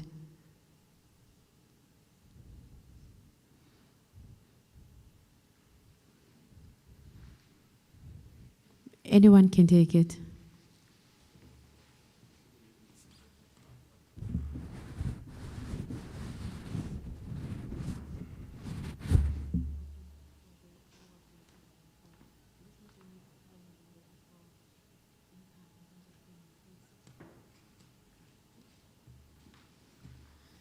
So obviously, in terms of the income, that comes if you have to apply for a program that is going to be funded by NSFAS. Yes, it's going to be needed as well, because there's a criteria that they're looking at, like you saw on the slide whereby they were saying both the combined salary, there mustn't be over 350,000 per annum for both.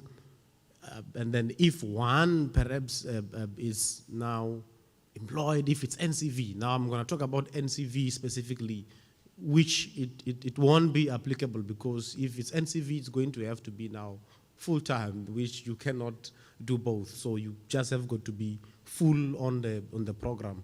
So, but then if you are 25, obviously, again, if it's NSFAS, again, let's look at the issue of age. NSFAS is funding up until 35, because you still qualify to can apply for that until, if you're 35 and beyond, then that's whereby you don't qualify for that. I'm not sure if I really clarified that, but then if they're not clear, then we can perhaps ask in a certain way. But then, yeah, that's how it is.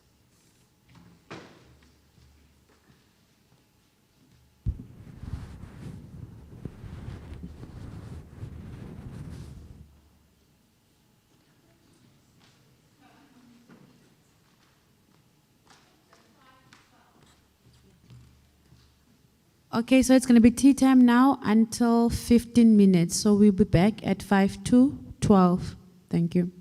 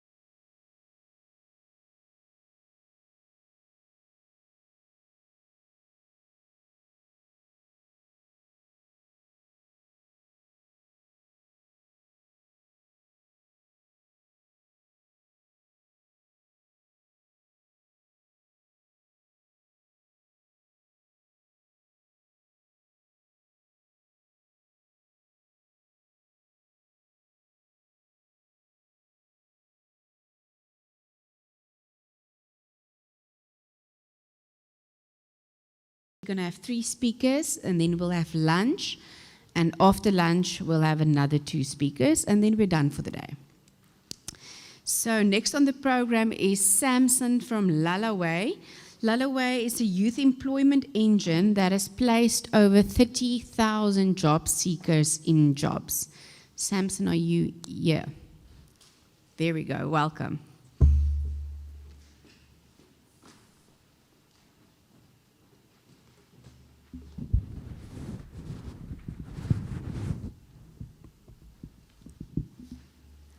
Thank you. Good afternoon, everyone. How are you? Great. Thank you so much for the intro.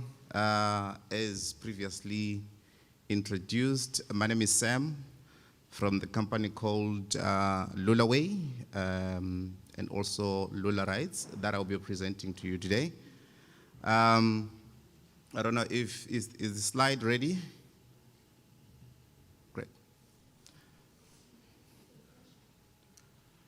Okay, just a brief history about the company and why we are here today.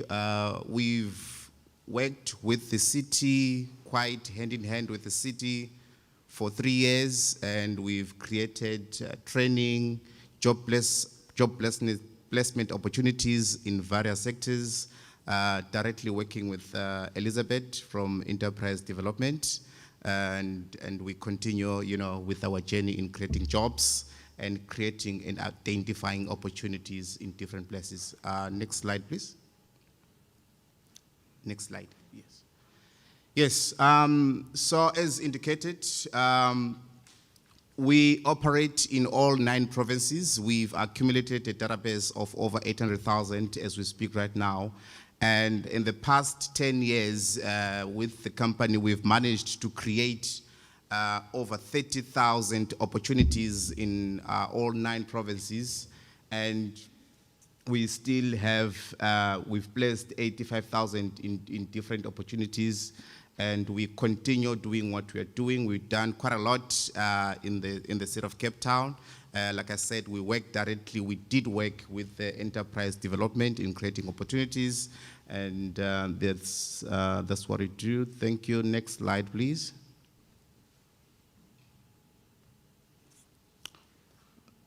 I don't know if it's not.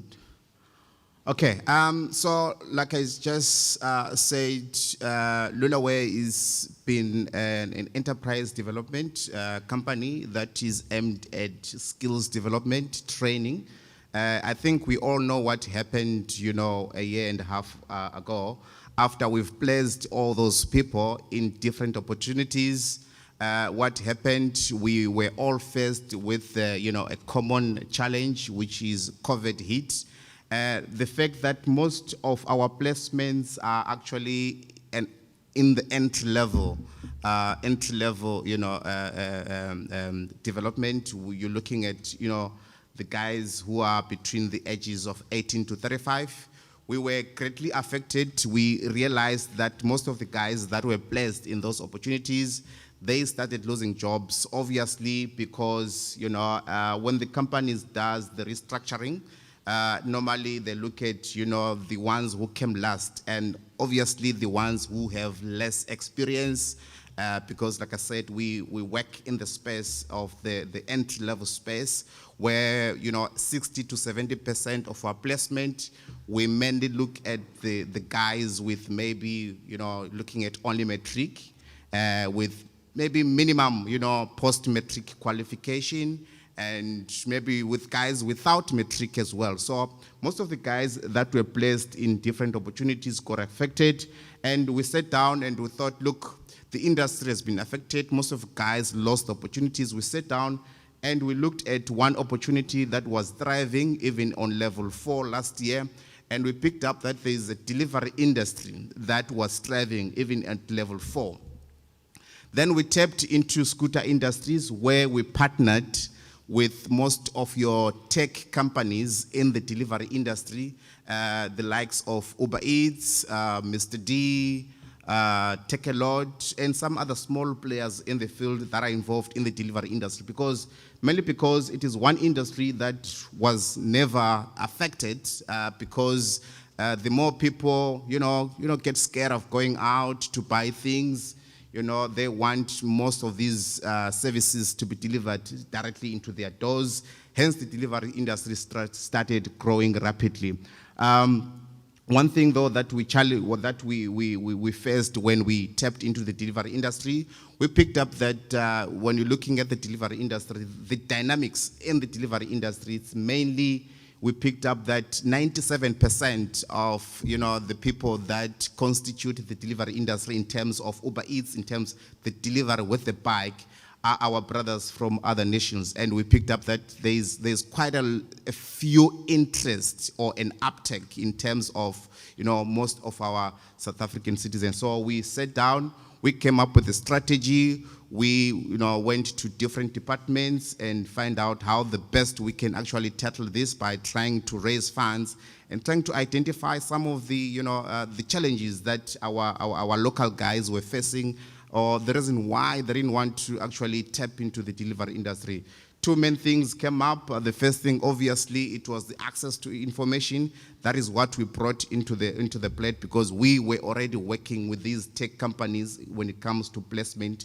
Your Takealot, Mr. D, and other companies, we already getting involved with them. So access to information, it was the one thing. So we tried to bridge that gap by giving these guys, opportunities to say, this is how you integrate, this is how you participate in the delivery industry. And the second point, obviously, it was the cost. The cost when it comes to, one, getting a learner's license for the bike, and actually you need to be trained on the bike. It's like it's a car license. You need practically 20 to 30 lessons in order for one to actually start, to know what you're doing. So that's one element that we picked up, because you need to pay close to maybe 6,000 to 8,000 rands that you need to pay in order for one to actually, to know how to ride a bike. So we tried to raise funds. We approached different, departments who actually were keen to partner with us, and they raised funds with us. And together we came up with a program where we managed to actually fund the training of the bike, meaning that the actual training of the bike, we managed to get it funded, and it was done we do it for free. Next slide, please. Yes, I think I've literally covered most of the things. We closed the gap of the art of the digital economy, fulfilling customers' orders reliable and cost effectively. We addressed the core challenges of the post-COVID South African, connecting the youth through the decent work and inclusive economy activities. So that's the other part that I just mentioned to you. Your Checker 60, just mentioning a few of our clients there, your Takealot, Mr. D, those are some of the partners in the tech industry. Next slide, please.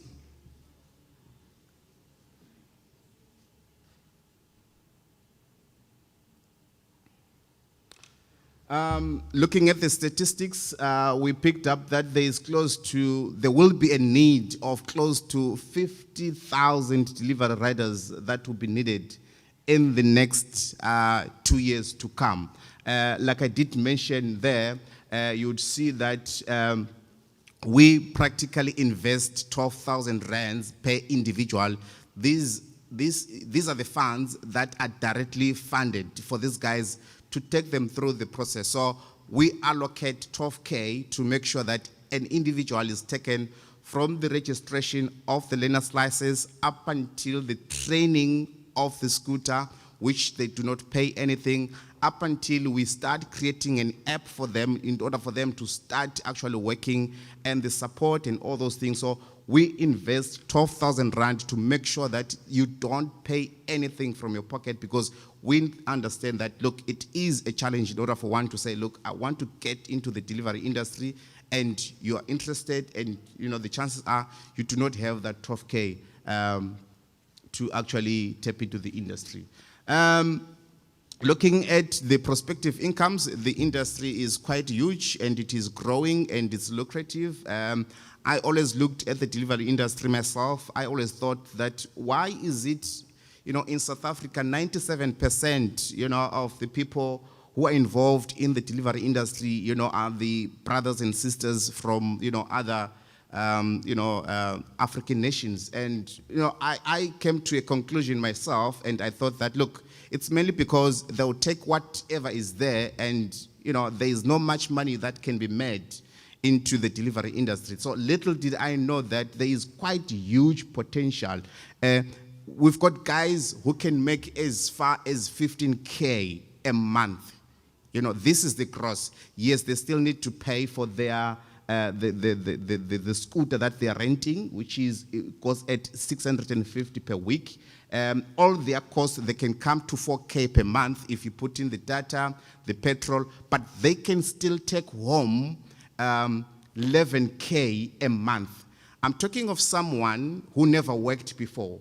We all know the minimum wage, you know, it's 3,500 rand, you know.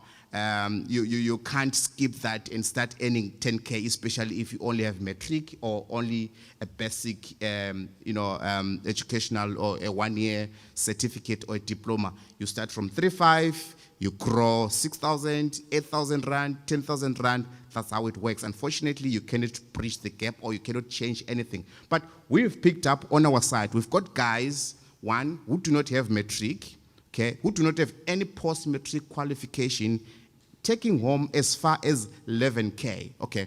This is great, but it also posed a challenge because these are the guys who never earned a little.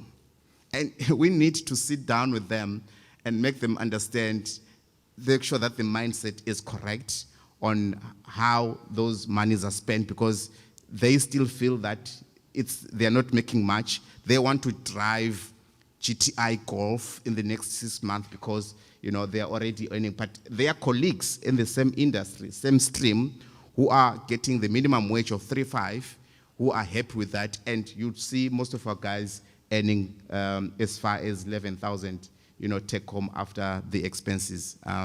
Next slide, please.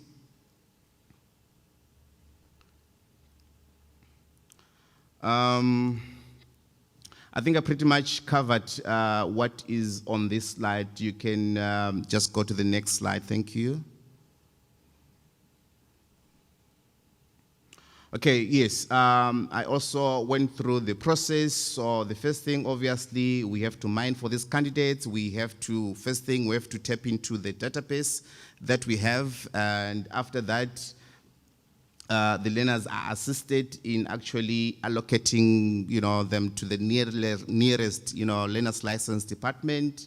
And after that, everything is done on their behalf.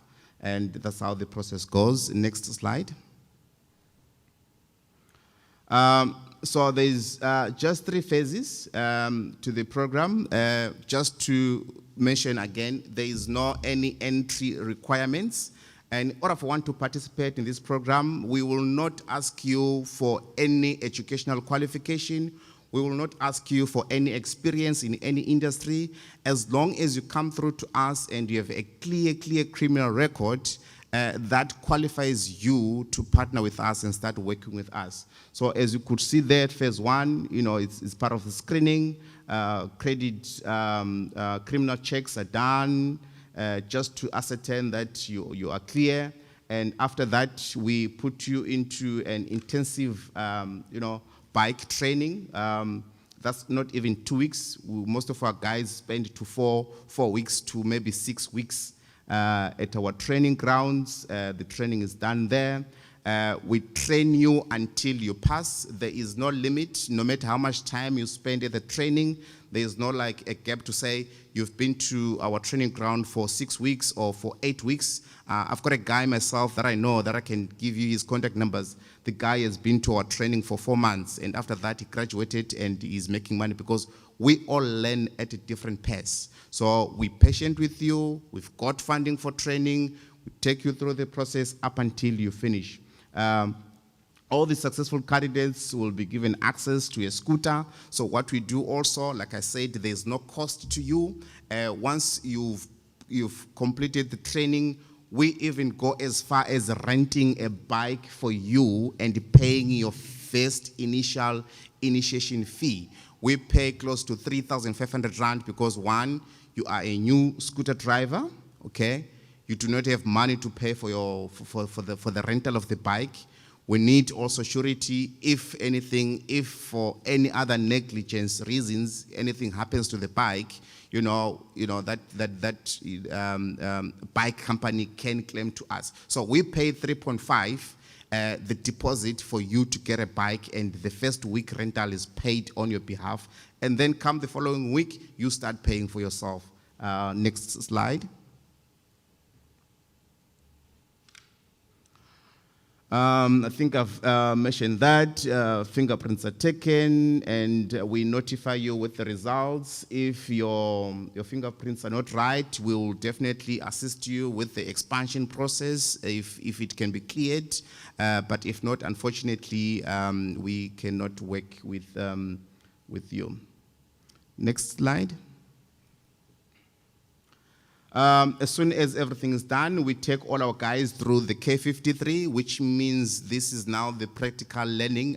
We do it virtual now because of COVID, so we don't get the guys to come to our offices for obvious reasons. So we take them through the manual training of the K53. These are the apps that they can literally download, from their phones. We assist them on the onboarding once everything is done. Or we take all the candidates, we assist them with the app and the activation with all our partners in the tech industry. Next slide. Okay, so these are just a few things that we take these guys. These are practical training that we would take these guys for training. We take them through the mastering the primary controls of the bike, pulling and stopping, the basic sitting and standing positions, the changing gears, pulling of safety, use of different brakes. So these we've got qualified trainers who take you through all these processes up until you get tested and you pass. That's when we give you the opportunity to be afforded to get a bike from one of our preferred suppliers. Next. Okay, so yes, we do run a scooter academy. We currently have a training ground based in Khayelitsha. We are looking at expansion because we're getting a lot of guys, coming through because of, the location of Khayelitsha. We're trying to get another training ground in the northern suburbs where all the guys go through to our training. At a given time, we have 87 guys training on a daily basis. We've got 2 trainers, we've got classes going on. Statistics at this point, nationally, we've got close to 325 riders on the road with 112 riders based here in the Western Cape.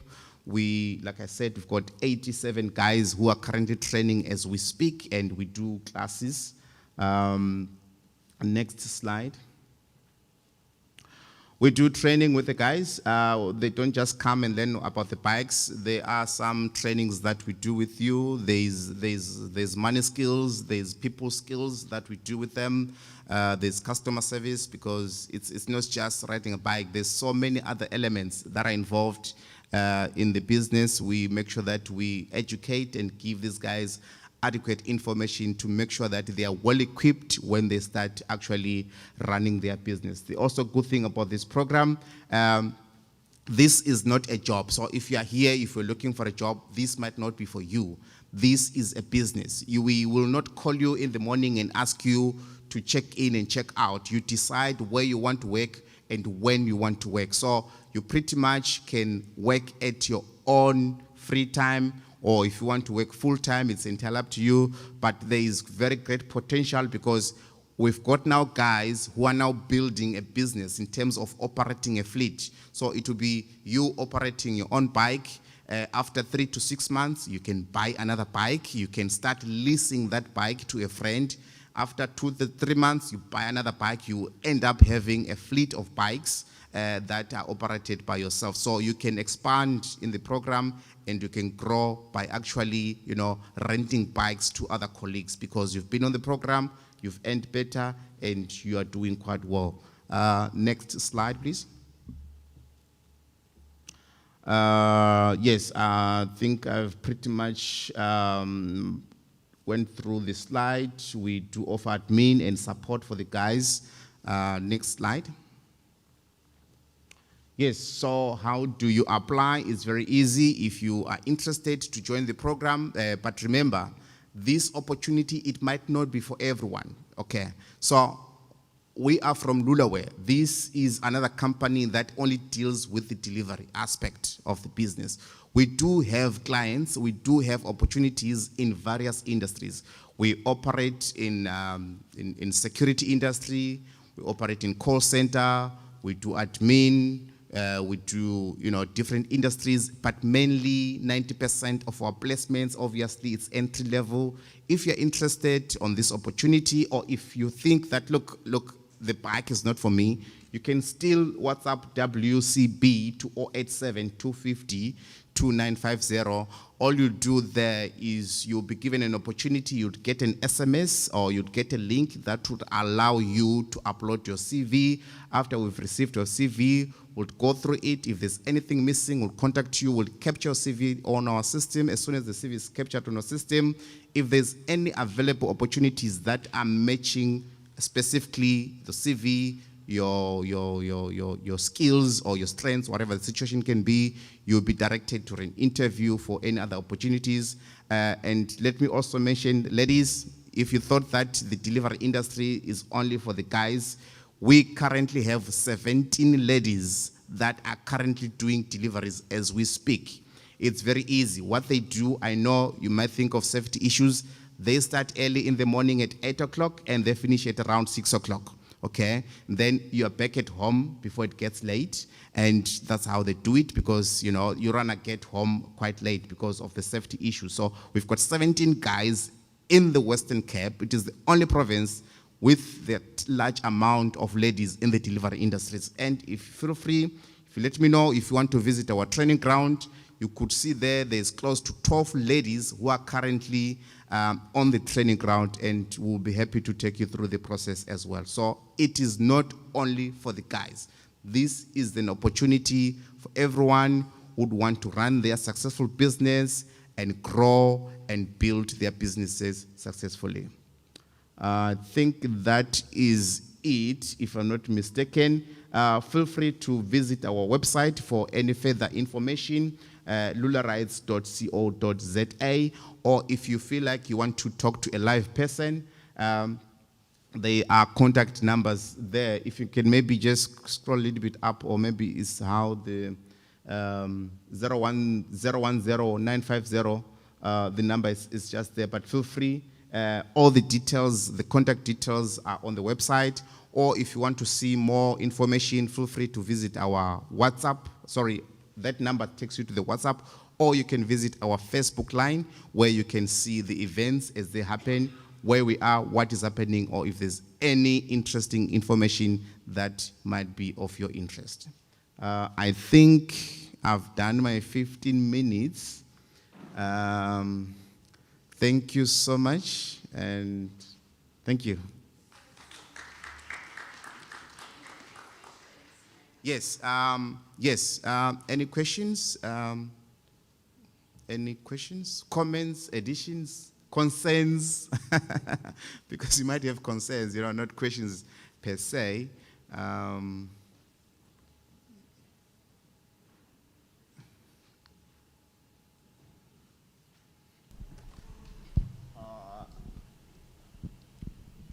I want to know when you're on the training for three weeks, if only you are not perfect enough for a ride or a bike. I don't know. Yeah. Okay, cool. Look. Okay. If for 3 weeks you're still not good enough, like I did mention, the funding that we have is not limited. Like I did give an example. I've got a guy that we trained for 4 months. And this guy couldn't get it right. But we encouraged him, don't quit. This is for free. Come through, train until you get it right. And today he got it right. He's operating on different platforms, he's making money, and he actually bought another bike that is actually renting to another person. He's actually creating a fleet for himself. So if you come through, you don't get it right in 3 weeks, then we give you another 3 weeks.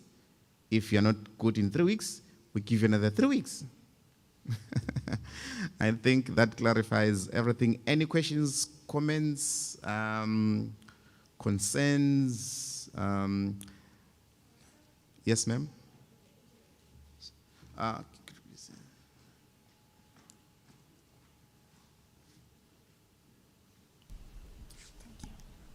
I want to know about the age limit. Thank you so much. Sorry, do apologize because I did not raise that. Like I said before, this opportunity is for everyone. There is no age limit attached to this opportunity.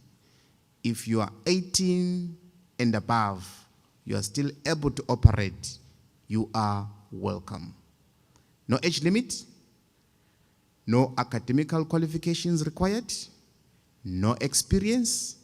The only thing that we need from you is a smartphone, because all orders are operated and sent through to your app. You'll be told to go pick up a burger from McDonald's, you deliver it to Mr. Jones. You get paid for that process between 35 to 45 rand, depending on where you're working, and then that's it. It's as simple as that. Deliveries, deliveries, deliveries. Most of us, we've received deliveries, and you normally see, you buy something on Take a Lot for 60 rand, and you pay 120 rand for it. What is the 60 rand for? The delivery. Take a Lot, do not take any responsibility or take any cost for that particular delivery. You pay for the delivery. Any questions, comments? Going once, twice? Thank you. I'm still around, guys. If for any point you feel that you've got any questions, I'll still around. You can come through, you can chat with me. I'll take you through the process, and I'll be happy to welcome you at our new training ground, and would love to see you one day owning your own fleet of bikes. Thank you.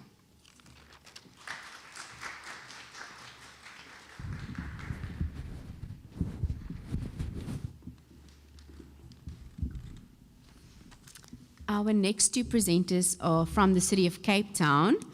So you have Muhammad Noordin from City of Cape Town's Corporate HR, and then from Enterprise and Investment, Kurt Joshua. So you can just decide who will go first, and then we can handle questions right after.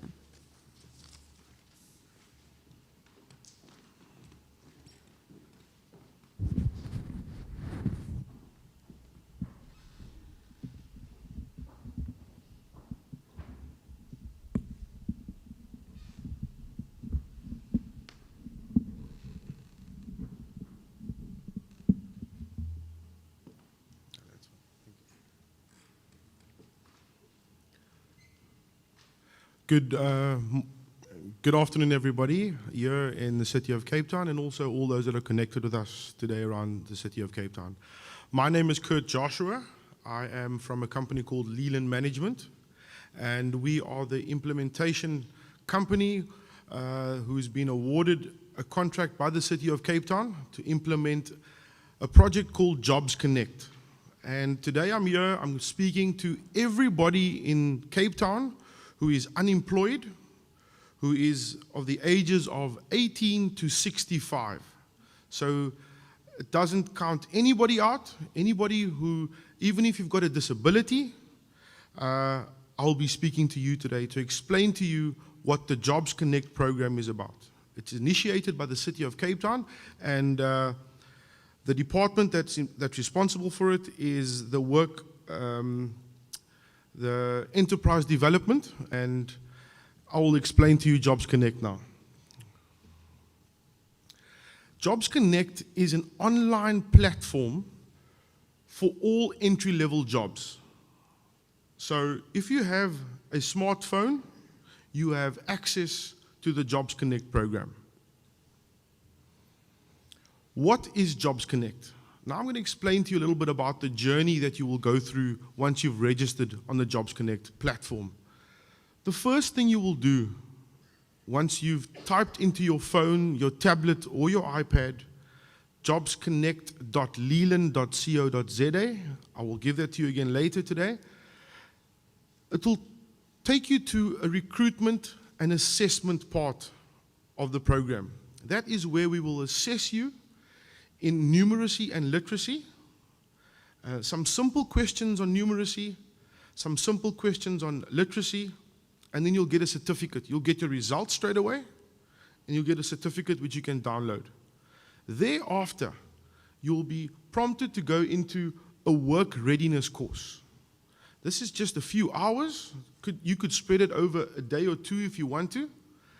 But this will help you with getting ready to go out into the job market, help you to build a CV, help you to interview techniques, and make you feel comfortable when you're sitting in an interview situation with a company. Straight after that, you will have an opportunity to be able to build your own digital CV on the system. You can add a little photograph of yourself, you can write about your qualifications, your strengths, your weaknesses, and that will be all online for you to be able to download at a later stage. If you are interested in any sort of training or any sort of learnerships or any sort of education, you can let us know on this app. And then straight from there, you will have an opportunity to apply for entry-level jobs. Now, you might ask yourself, what is entry-level jobs? An entry-level job is a job that doesn't require a qualification, doesn't require you even to have a matric. Like I say again, you could be from the ages of 18 to 65, and that will allow you to enter into the job market. You know, a lot of people are sitting at home saying, I'm too young, I don't have the qualifications, I'm too old, I have a disability. But this Jobs Connect program will now give you the opportunity to enter the job market. Entry-level jobs, just some examples are waiters, cashiers, cleaners, store clerks, drivers, scooter drivers even, telesales, and many more. And you might say to yourself, but I do have a qualification. I don't want an entry-level job. There are also jobs available that doesn't require much qualifications, but it's skilled. And we'll be able to upskill you, because there's also courses that are available for all the unemployed residents to be able to enter into the job market. And you know, being the City of Cape Town, us as Leland Management, we looked into what are the challenges that the unemployed people of Cape Town have right now. Some of the challenges, or the three main challenges that we found, was people do not have the funds to print a CV. People do not have the funds to travel to go and drop off that CV. And people do not have the funds to go onto the internet and find those opportunities. I'll give you a little example. There was a restaurant that we were busy working with. They needed 20 waiters. They got 200 CVs dropped off at that restaurant. And can you imagine everybody there that printed a CV, that got into a taxi or a bus and drove to that, or got transported to that restaurant and dropped off a CV? We've done some research. It says on average an unemployed person spends about 550 Rand a month just looking for a job, where that could have actually been bread on your table for your family or for your loved ones. So what we have done is now, we've come up with a solution that meets all those challenges or fixes those challenges. And that solution is, all you need is a cell phone or a tablet or a laptop, even someone in your home, anybody in your home that has a smartphone. It will take you 10 minutes to register on the app, and just with one click, you will have an opportunity to see everything that's available to you, all the jobs that are available to you. And that will reduce your cost, and enable you as the job seeker to find opportunities. But you might say to yourself, I still need data. I still need internet connection. What we've done is we've partnered with some of the service providers, internet service providers, MTN being one, which makes it free for you to go onto their site. By the end of next month, all the other service providers would have been partnered with us so that you can also have access to this from the comfort of your home, looking at the opportunities that are there for you. Like I said, so MTN has made it 0 rated, so that means it's for free. Vodacom and Cell C and the other technology companies, cell phone companies have also said they're going to come on board. It's a bit of a process, but that will happen within the next month. And also, which is another functionality of the system, you would be able to download your digital CV. So the system will prompt you and teach you how to build your CV. You can then push the print button. If you go into an internet cafe or you have a printer at home, you'll be able to print your CV and have a hard copy of it. You'd also be able to print your certificates that you get on the system. The numeracy and literacy certificate, you can print it, you'll be able to see your results, your name will be on there, and then also your work readiness certificate. You'll be able to print it, and you can have it at home. And you can show people you've conducted a work readiness course. Now you might ask, how do I do that? Very simple. There's a free link called jobsconnect.leland.co.za. And at the back, when you're having lunch later, there'll be a poster. If anybody's got a cell phone with them, you take your camera out. If you've got a QR reader, there's a little QR barcode. You just take a picture of it, and it'll take you straight into the system. And if you have any issues with that,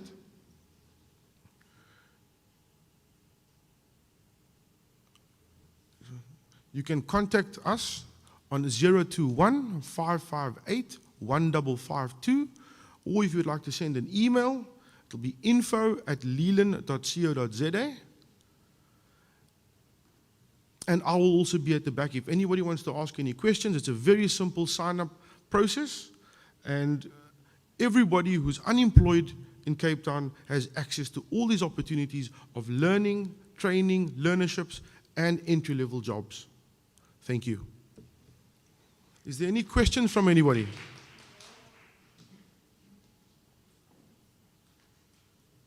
No questions. That's good. So I've explained myself pretty well.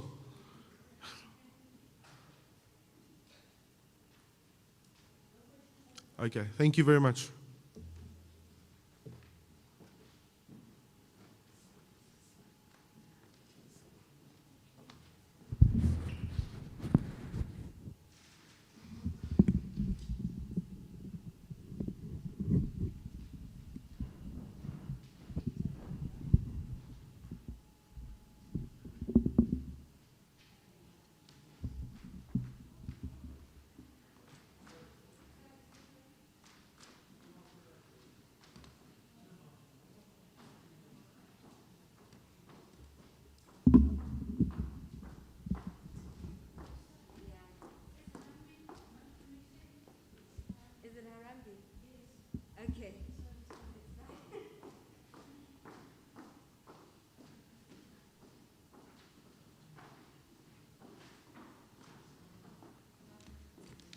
Okay, perfect. They're just prepping Harambe's presentation, but Tezel from Harambe is right here at the back.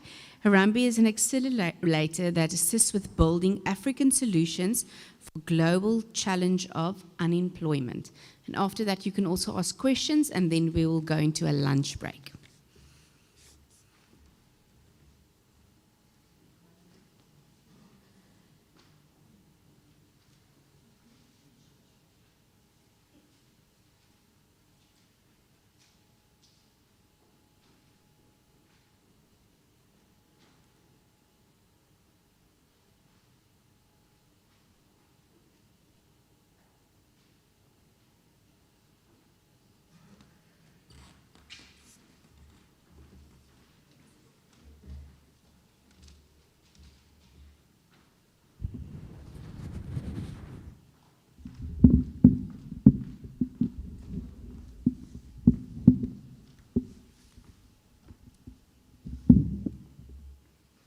Good afternoon, everyone. Welcome to all of you. Thank you to the City of Cape Town and the Department of Youth Development and ECD. And also welcome to those who are joining us online.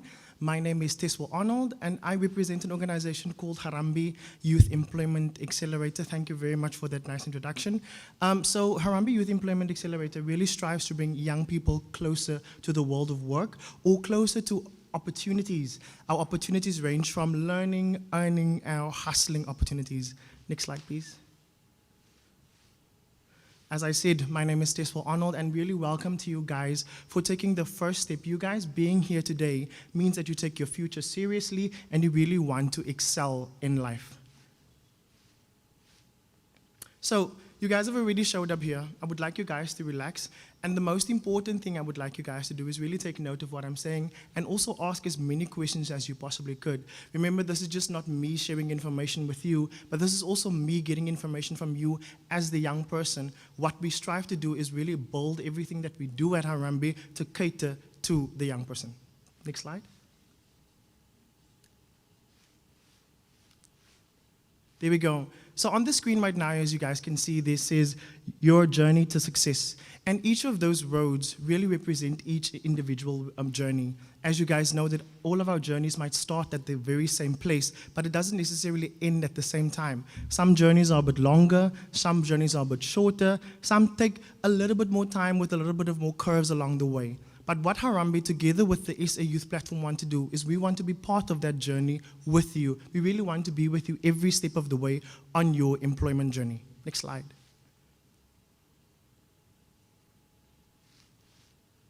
So, just in a nutshell, who is Harambee and who is this SA Youth? First of all, we help bring young people closer to the world of work or opportunities. We are not for profit. Everything that we do at Harambee is 100% free. Only you can get yourself as close to an opportunity as possible. We can provide the opportunity for you, we can display it for you, but ultimately the ball will forever and always be in your court. We display the opportunity for you as a young person, and we would like to give you all the tools necessary for you, but at the end of the day, it is going to be up to you as the young person to get yourself to the opportunity.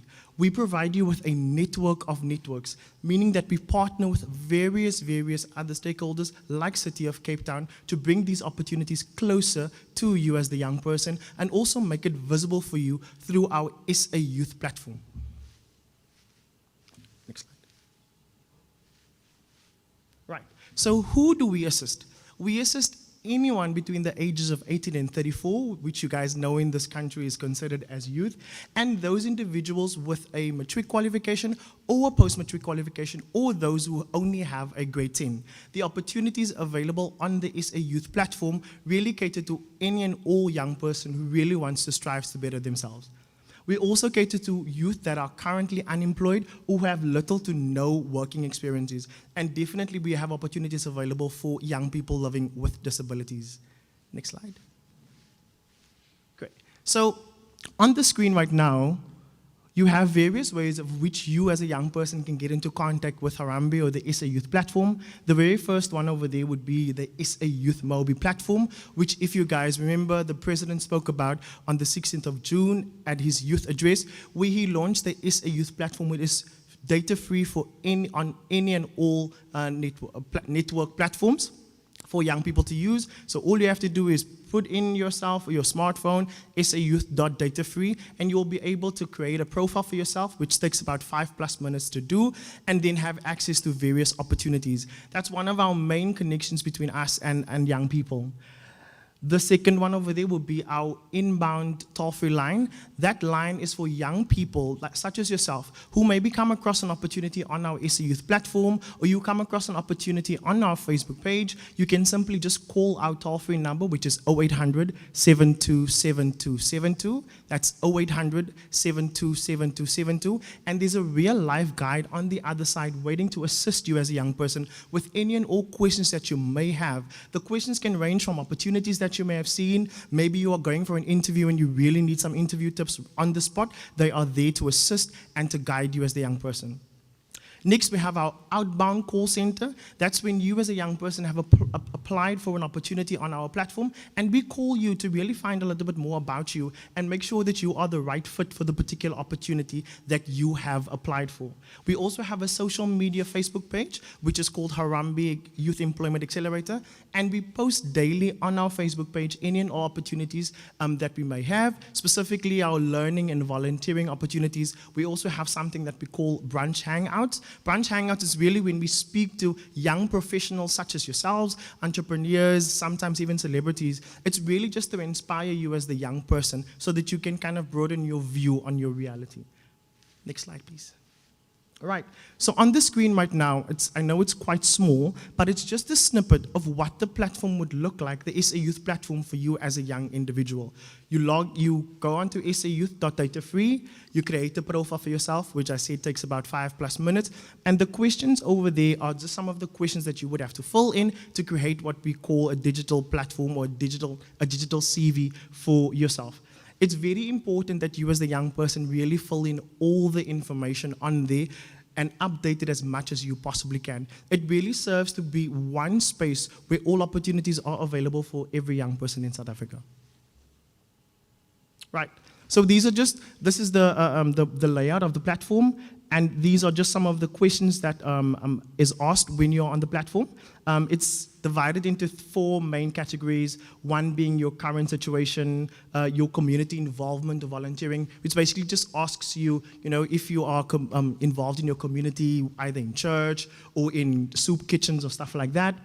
And then it asks you to describe a regular day for you as a young person, and then what your sentiments are on community, stipended, or part-time work. And the reason why this is so important, guys, if you fill in all of these and you go through it, it creates, as I said, a digital profile for yourself. And that's crucial because why we use this information to be able to match you to particular opportunities. The platform also has a built-in recommendation engine, which simply means that when you as an individual log in with your profile, with your details, the system really matches an opportunity that's close to your interest. I hope that makes sense. Thank you very much. Next slide. And so once you've created a profile for yourself, you've updated the profile, and you've provided us with all the information necessary, when you log in again, those, what we call opportunity cards, will appear. That opportunity card is specific to you as an individual. So all of you here may have a profile on the SA Youth platform, but all of you won't see the same opportunities because by the opportunities that you will see will be specifically generated for you as the individual. So it really we want you to not just get a job, but stay in a particular opportunity. Next slide, please. This slide over here really speaks to our young entrepreneurs out there.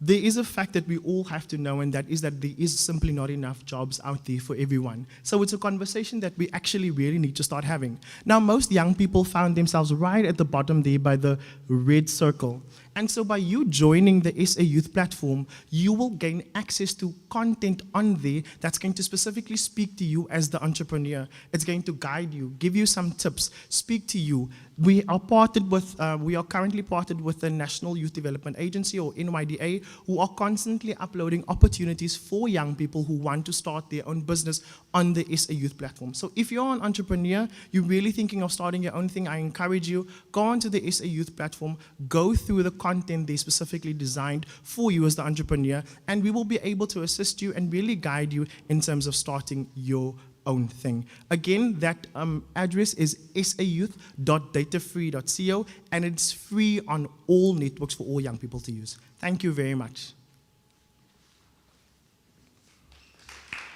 Any questions? Any questions?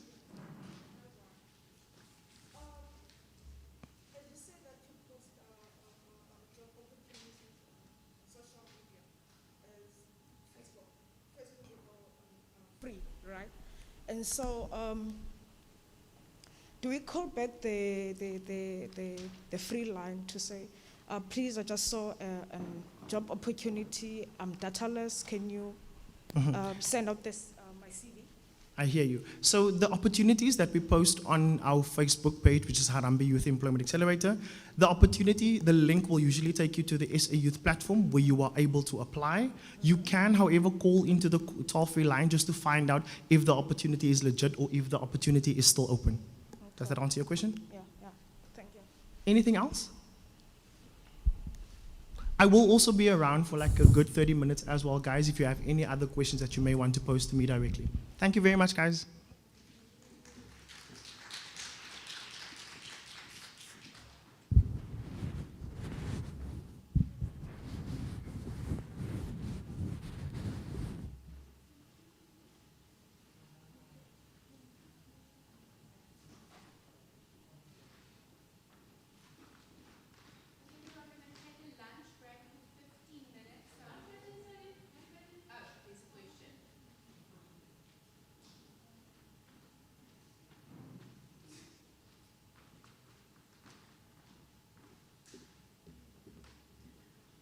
Thank you, Harambee. Okay, it's fine.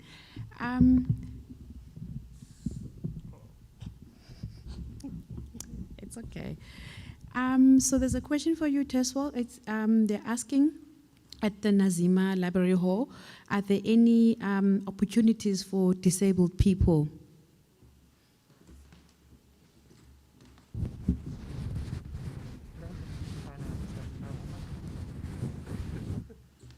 So definitely, I have to take off my mask. So we currently do have opportunities on the SA Youth platform for people living with disabilities. I'm unable to tell you exactly what the opportunities are and for which disability they do cater, but we do have opportunities for people with disabilities currently. No problem.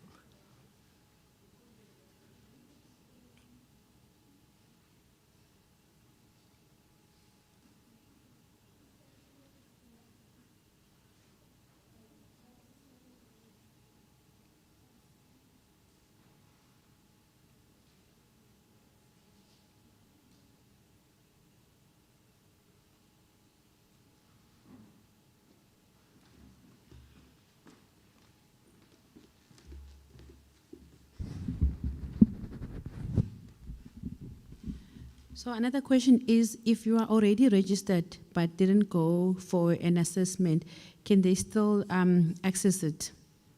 And then there's another one. Oh, do you want me to wait? No, you can ask. Okay.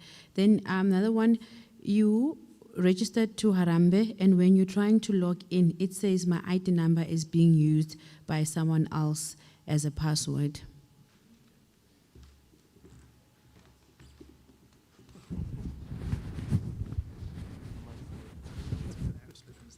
So with regards to the very first question, if you have had already a profile on the Harambee platform, please call into the toll-free number, which is 0800 727272, and they'll be able to reset your password and you can create a new profile for yourself on the SA Youth platform. With regards to the ID number being used already, also please call into the toll-free line, and they'll be able to take it further with the technical support team.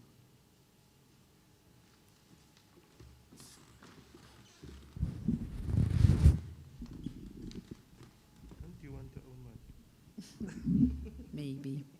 Okay, so the last one is, what are the part-time jobs opportunities that Harambee offers?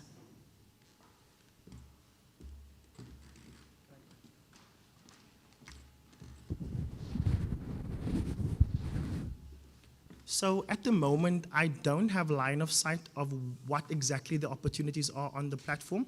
There are a lot of part-time opportunities, but you would have to create a profile for yourself or log into your profile if you already have one to be able to see the opportunities. And something I didn't mention earlier is that the opportunities that are on the platform are usually close to where you stay. So if you've put in your address and it's the most accurate address that you have, the opportunities that you will see are the opportunities that are closest to where you live. Thank you.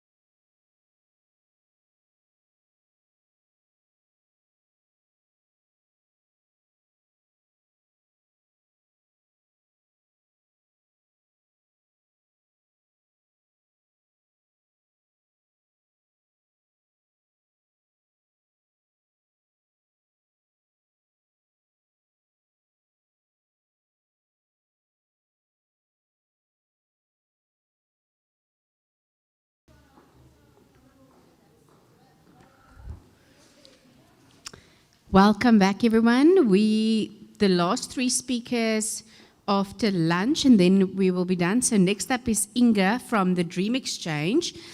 The Dream Exchange is an online space where people help people, and they've helped over 9 million unemployed, and it helps people in South Africa into self-empowerment and self-employment. Great.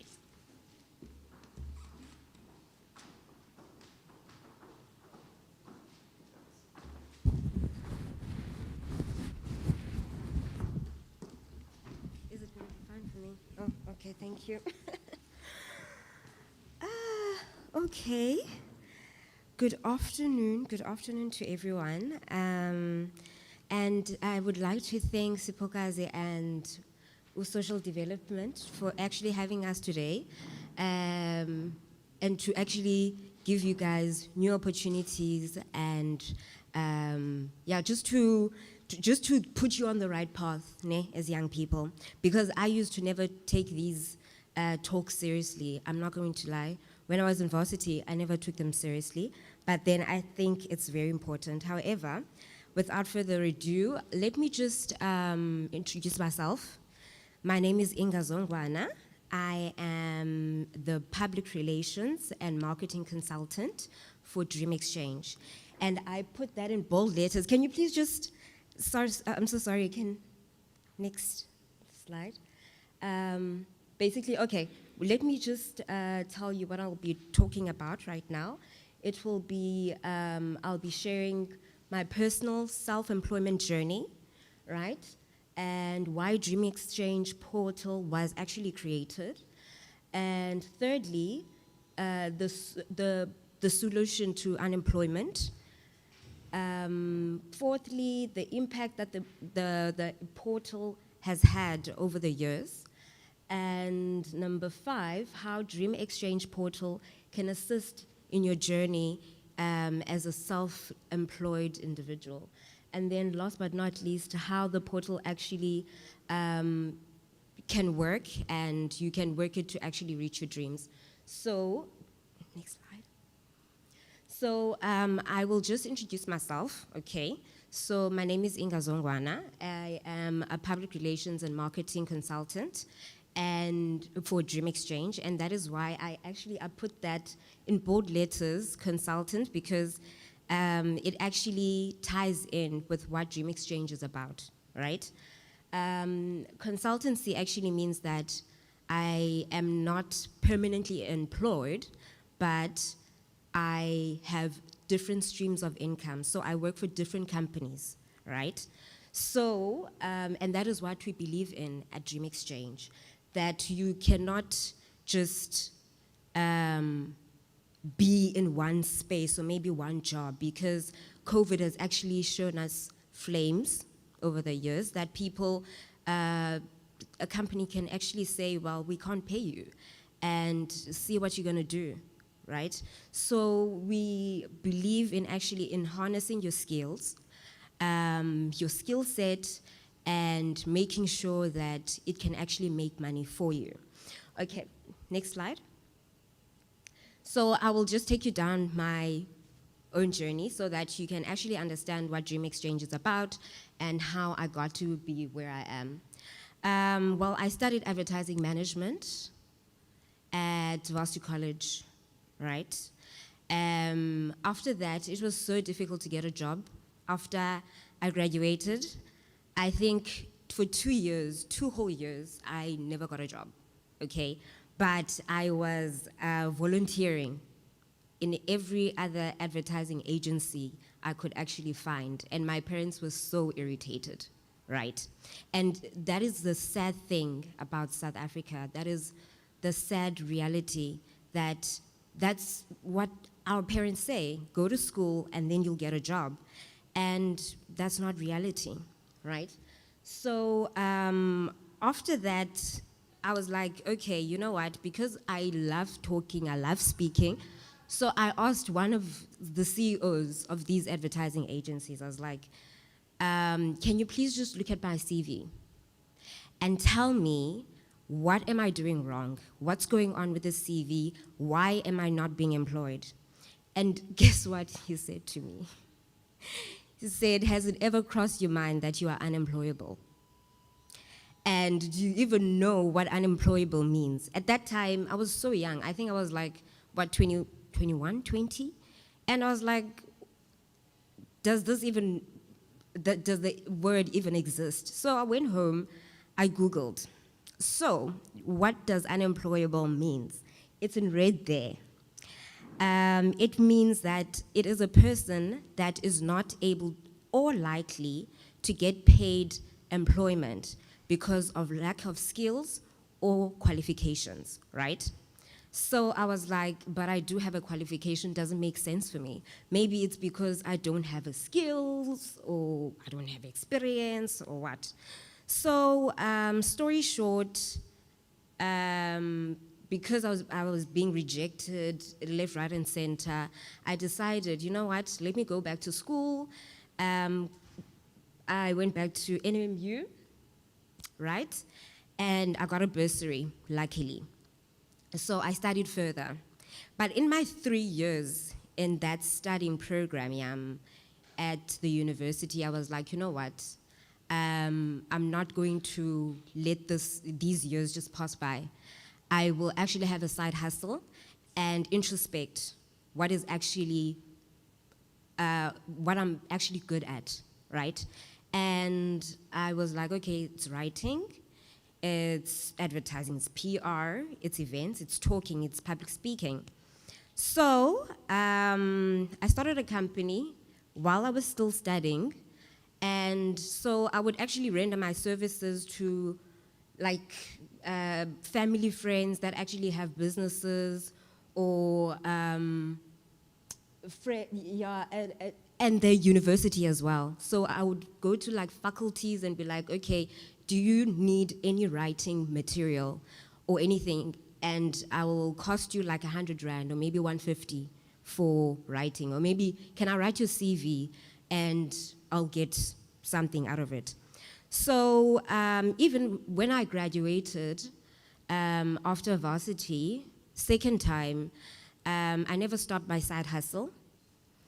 But then luckily, after I graduated, I got absorbed by a company here in Cape Town, a marketing company. It absorbed me, and I worked for them for like 3 years. Up until I was like, you know what? No, I don't want to be under anyone anymore. Let me work for myself, right? So that is how I got to Dream Exchange, and I'm actually working for myself. And yeah, so I get different streams of income. So let's go back to Dream Exchange. Next slide. Yes. So, no, next slide. Yeah. So why was Dream Exchange created? First of all, there was a study that jobs are not enough for people, even graduates. Even, look, you can even have a master's and not be able to get a job, right? And many young people are actually losing hope because of this and are not sure where to actually get assistance from. So the solution that we actually got, the founders actually said, you know what, let's just have an online portal that that's like a hub for young people to actually self-employ and to actually talk on the platform and assist each other with mentorships, with tools of the trade, anything that you might need. So you can actually go on the portal, it's for free. And we've got also other partners like Crusaders that are on the portal that can actually be like, oh, okay, you promoted yourself so well, and we like your product, or we love your services, and if you need maybe like marketing assistance or balancing your books, right? You can actually just be on the portal and be like, look, I need assistance with this. So Dream Exchange portal, like I said, it serves as an ecosystem to support self-employment, right? Secondly, it's an opportunity, so opportunity seekers search and are linked to work, opportunities, and support. Self-employed seekers can also promote themselves on the portal via, you can put your picture, you can put a video. I think a video actually works very well because a person can actually see you and interact with you and be like, okay, this is me, this is Inga, I have A, B, and C, I am good in cooking, or, and I actually need maybe a frying pan, or I need like a stove. And then someone out there might actually be like, you know what, I do have a stove at home that I'm not really using. I can actually give it to this person, donate it to this person to actually make a living, right? So that is what Dream Exchange is about. It's exchanging goods and exchanging knowledge on the system. Like it's a hub for support, basically. So the impact so far that we've had, it's growing the exchange of work and support opportunities on the portal, and members see the portal as an alternative economic pipeline. So why is Dream Exchange as a channel can actually assist you as a self-employed person? It's a program that inspires and empowers everyone to assist each other in growing in their life journey, in their self-employment journey. And it's a peer group as well, whereby you can share your wins, your challenges of your industry, right? And you can actually get some insights from other people. How about you try this? How about you go to this company? It actually helped me with funding, or it actually helped me with A, B, and C, you know? Number 3, it can offer a self-employment toolkit to start up your self-employment journey. Number 4, it can also assist young people with connections and various opportunities. Number 5, young people often feel more inspired to actually follow their dreams, and because that they know that there is someone out there that is willing to help and support them, right? Because a self-employment journey, it is very lonely. It's a very lonely journey. I'm not gonna lie, you will definitely need support if you actually want to take that route in life. So, in summary, Dream Exchange is basically a web portal that connects people with other people, creating a space where everyone can share work opportunities, training, and tools of the trade. Tools of the trade could be anything, could be like utensils for cooking. It could be a camera. For example, if you want to be a YouTuber and you don't have a good phone, right? Because we're young people and we all want to be YouTubers, and we would actually need a good camera sometimes, right? So you can be on the portal and be like, you know what? I have this idea. These are the topics that I want to convey to the people out there, right, on the net. But now I actually need a good phone. And someone out there might be like, okay, I can actually give this phone to this young person to actually make their dreams come true. So basically it enables people to become self-employed and self-empowered, right? To come to the next slide, how you can actually use the portal.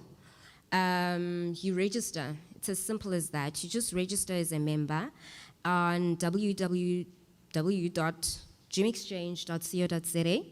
And step 2, you promote yourself. You go to the promotions promote yourself tab. And then you just promote yourself, put in your video, put in your pictures, make it fun, make it look amazing so that it's attractive to someone else, you know? And then just put a video that best describes yourself. That's another thing young people do not understand. You need to be presentable sometimes to actually get like engagement from other people. So you need to be on point, right? So number 3, step 3, I would say step 3 is, that's step 3. I cannot even see properly. Yes, it is, ne? It is, okay. So step 3, you request for work.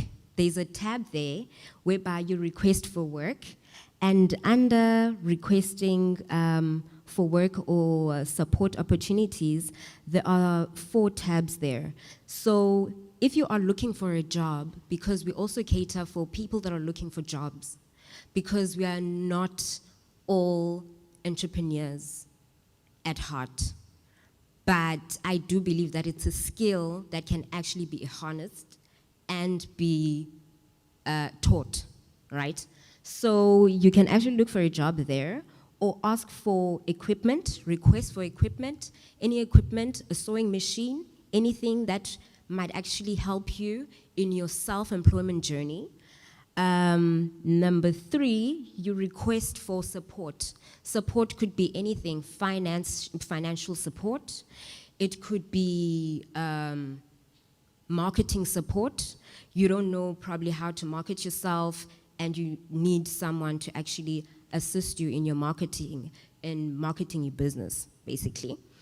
And so that is number 3. It's just so straightforward. And then step number 4, last but not least, you can actually just navigate the system to make sure how to use the buttons, because you can also go to all offers to actually see how many offers are there, you know, from providers, right? And you can look at all promotions, how are other people promoting themselves, how you can actually improve on promoting yourself. And if you want to change anything on your profile, you just go onto my profile tab and you change whatever, maybe cell phone number, maybe email address, or anything that you want to change. So it's as simple as that. We also have a line, okay, whereby you can actually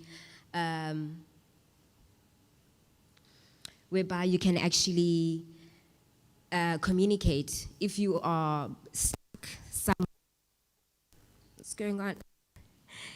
If you're stuck, you can actually contact us at any time, and that is my cell phone number. So I put my cell phone number there so that, because it's young people and you might be you might need some assistance, you know, real assistance. So you can actually WhatsApp me or go onto our Facebook page, Instagram page, LinkedIn page, or go straight to our web page and register yourself. So that is all from me, and good luck for everything. So do you have any questions today on Gym Exchange?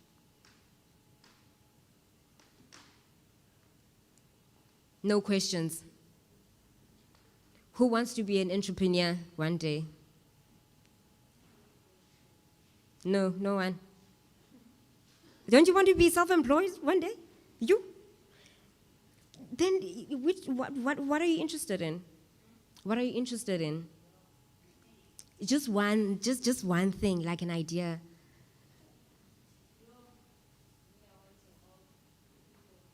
You want to help people. Open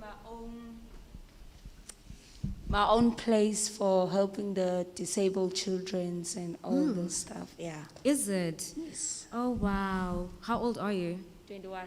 21. You've got a great future ahead of you. You're still young. You can actually do it now. You know, so I do like encourage everyone to just register on Dream Exchange and just make your dreams come true. You can actually help someone on Dream Exchange, and that's what we do at Dream Exchange. All right, guys. Thank you so much. Thank you, everyone. Sure.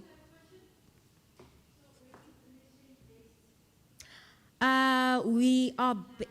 Sorry?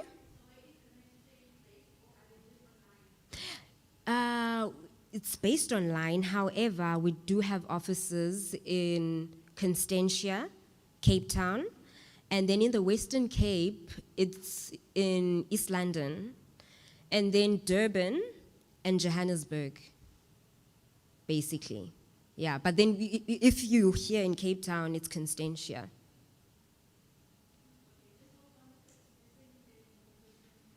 Okay, maybe.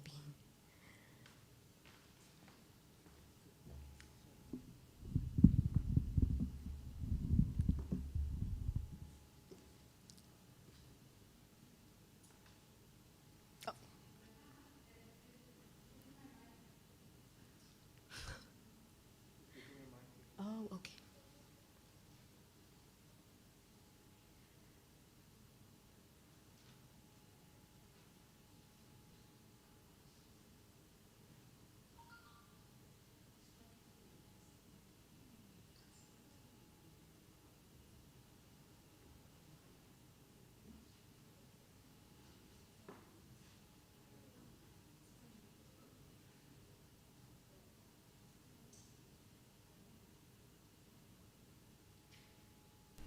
Okay, so there's a question here in terms of support for farming and IT. Okay, what about it? It just says support for farming and IT. For farming and IT, we do have a company based in Durban, actually, that is on the portal that deals with farming, funding, and farming and everything. So I would say the person might actually, they can actually register and just say, this is what I need. And then it will be linked to the farming guys in Durban. And IT? IT. We do have a lot of IT companies on the portal as well, but I'm not sure how efficient they are. I'm not sure how efficient they are. But we have a lot of people that actually say that they want like laptops on the portal, and they do get laptops from other companies, and you know. But then, however, what IT support would they need? Maybe is it like, do they have a business and now they actually need some IT assistance when it comes to web development, or what is it? Still waiting. Okay, but then if it's that, then we do have a lot of IT technicians on the portal that are able to assist and create web portals for young businesses and SMMEs, yeah. So just go onto the portal and promote yourself and ask for assistance. There is assistance on the portal, definitely. No fail. Okay, just another minute. I'm just waiting for someone to type. Then I'll tell you now. Okay.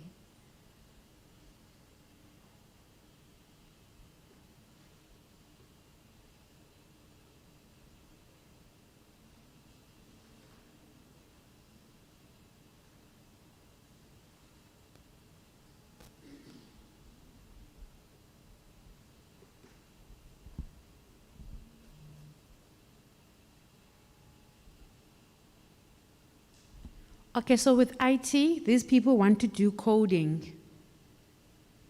They want to do coding. So they want to be assisted in, let's say, they want to be taught how to code.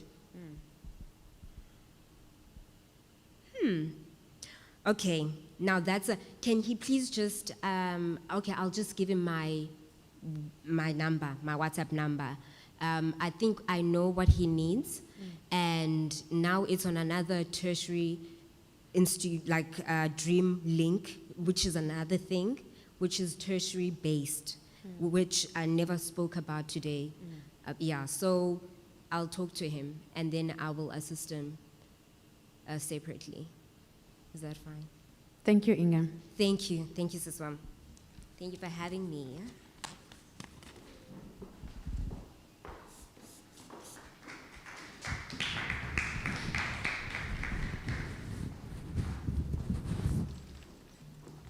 Great stuff. Thank you, Inga. That was very interesting. I think you have the assumption that when you go study, you will just immediately walk into a job.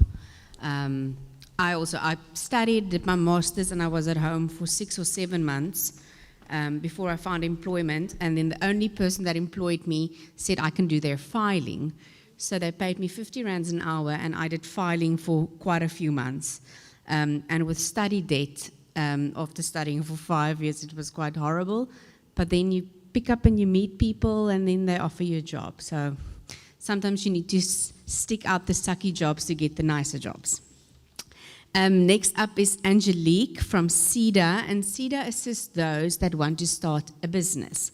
So for the entrepreneurs in the house, you must listen up.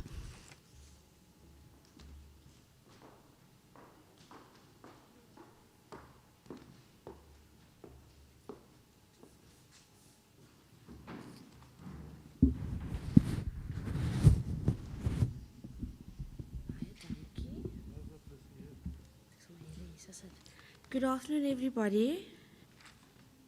Good afternoon, everybody. Are we still alive? Are we here? Or am I together alone? Is it okay if I take this off? Okay. Hello, everybody. Is that better? Okay. Good afternoon, everybody. Thank you, Sipokazi, for your invitation.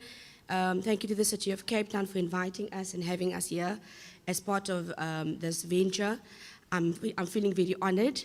As introduced, I am Angelique Simon, and I work for an organization called CEDA. Has anyone in the room heard of CEDA before? Just by show of hands. Okay, maybe anyone online might have. So CEDA stands for the Small Enterprise Development Agency. So what is all of this about? We're going to get right into that now. So I've already introduced myself. I'm Angelique Simon. I work for an organization called CEDA, and I am based at an office in Bellville called the City of Cape Town office, and I am what they call an information officer. So basically, I need to share information to anybody that wants to know more about CEDA, and that's exactly what I intend doing today. So what is our mission and our vision? So as any other organization, we're no different. We also have a mission and a vision statement, which is as follows. So CEDA's vision for itself is to be the center of excellence for small enterprise development within South Africa. So that already gives you the indication that this is not a local organization only based in Cape Town or in the Western Cape. It's a national organization or a national structure with a national footprint. So if you go to Eastern Cape, you should find a CEDA there. If you go to Western Cape, there's definitely plenty here. If you go to KZN, Gauteng, each of our provinces, you should find at least one CEDA office for relevant assistance. But then how do we anticipate to reach this vision that we have for ourselves? We said, okay, this would be through supporting, promoting, and to develop small enterprises to become sustainable and to grow. There's a favorite word in that statement there that speaks to sustainability, because I always believe that there's no use in starting something today and then tomorrow there is nothing. I believe all of us, if we start something, you want our kids and their kids and their kids to live off something that we have started today. Isn't that right? Of course, ne? So what do we then offer? So let's look at what CEDA offers to anybody that approaches CEDA. So we say, would you agree with me in this room that we're all different? Are we the same? Definitely not. So would you need the same help? Definitely not. So with that in mind, CEDA had to take that and say, how can we be effective? And how can we be impactful through taking that knowledge that people are different, their ideas are different, the assistance that they might need are also different. So how can we then give them the most relevant support? So we said we're going to have to group this offerings that we have into what we call 4 different life cycles. And I'm quickly going to run you guys through those. So the first cycle we have speaks to Cedar Business Talk. And this offering focuses on clients who just wants information on starting a business. There's a lady that indicated earlier that she wants to start something, she wants to become an entrepreneur, but you're not sure where to start yet, or you don't even have an idea yet. And that's okay, because we all start our journeys, as Harambe presented, are different. So our times are also different. So for anyone that wants just simple information on how to start a business, that is where we come in. We can help you with providing you with the following service if you find yourself under the level which we call Cedar Talk. So we look at providing you with business advice and information, simple things. Where do I start? Where do I go? Who do I speak to? What are the steps that I need to follow to get this journey started? Yeah? So we look at providing them with small enterprise training, and there are different ones. Yeah? So for the one that has an idea, there's help for you, how to get the brain going. How do I look at opportunities? How do I identify gaps in my environment, or what we call a market, and how do I capitalize on that? So that is your startup ones. We look at financial management, but I'm going to get into that a bit later. So there's different types of training geared at different kinds of clients. Yeah? Then we also look at facilitation of business registration. Meaning we can facilitate the process, but we won't do the actual registration for you unless you are a spaza shop, which is part of a different scheme that we're busy running at the moment, where we're helping spaza shops to become compliant in order to get funding. However, if you need help with, say, registering your business, we can guide you, we can tell you, maybe you're based in Mfuleni.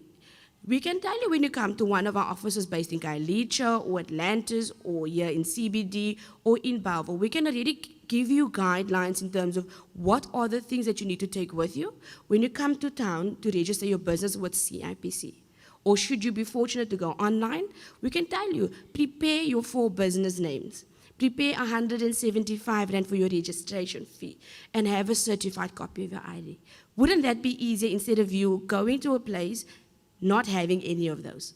So as a result, we are trying to limit the back and forth situation when you go and you get to the place, you want to register, but then you hear you don't have every document. So as a result, we give you the guidance. Are we clear on that? Okay, so let's look at the second cycle. The second cycle speaks to what we call Cedar Start, and this cycle provides you with tools and techniques for clients who are ready to start their journey. So now we've received all the information, we received the guidance and the advice and the facilitation of our registration process, but now we need to take it a little bit further. So what do we then provide these clients with? So for these clients, we look at helping them with their business plans, we're helping them with business counseling, with facilitation of access to finance. Wherever I go, people always ask me, Angelique, where's the money? Let me just clarify that. We are a non-financial agency, meaning that we don't give funding. However, we can help you get funding from your CFAs, your NYDAs, your IDCs, or any financial institution that you might offer funding. We can help you get that funding. Because we are in the industry long enough to know how difficult it is to get funding from relevant resources. So what we do is we play the role where we help you become funding ready. But I'm going to get into that a bit later. So that is the role we play there, to help you get the funding from whichever relevant source to play the relevant role in your business.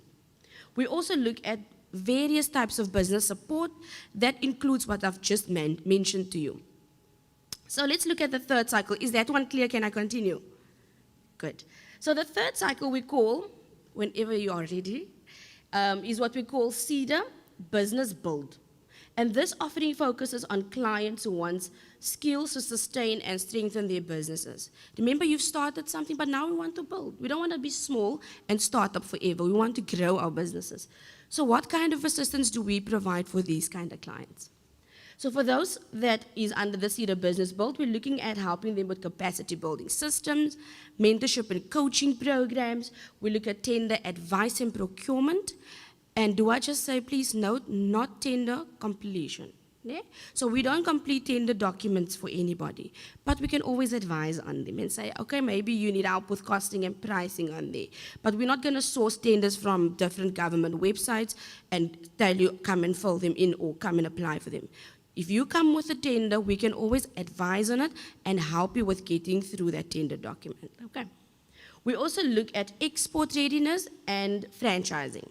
So export readiness is when you have a South African product or a service that you want to export into a different part of the country, and not just locally, but also internationally. So maybe you want to enter the European markets or the Chinese markets or whichever market that you feel that a South African product is good enough. We can get you help with assessing whether that is a good product, whether it adheres to the standards for the overseas markets, and we work very closely with Westgrow, which is an organization that deals with all of that. So we do provide you with support if you want to export. Ne? Franchising, we all know what franchising is, right? Do we know what franchising is? KFC? Who likes chicken? I do. None of you eat chicken in this room?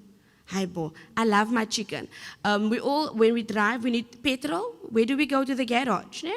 We go to BP, Sasol, Caltex. So those are all examples of franchising. So should you want to open, say, a Pick and Pay, we can help you with the compliance and accessing funding to get that dream to become a reality. Ne? So the last offering we look at is what we call Cedar Business Grow. And this focuses on clients who wants to grow their business and basically just expand. So you've got a business that's here, you just want to expand your network. You want to open maybe another branch in another province or even internationally. We're looking at different growth strategies for you to just expand your business. So I know that was a mouthful and it was a lot said. So let me just help you put this a little bit more into perspective. Né? So if you look at all the offerings, I'm going to just say picture us having a basket. So this basket is what we are putting all in there as Cedar's offerings. So we're looking at helping you with advice, providing you with relevant information. We're looking at business plans, marketing plans or marketing strategies, like your business cards, brochures, flyers, pamphlets, your banners, signages on your property or signages on your vehicle, just not clothing. We don't do branding or marketing material on clothing. We're looking at website development. After COVID, we realized that we can't do things like a business card anymore. Can't give pamphlets at the robots anymore. So everything is becoming more digital, and as a result, we need to provide you with digital support. And that is where our website development comes in.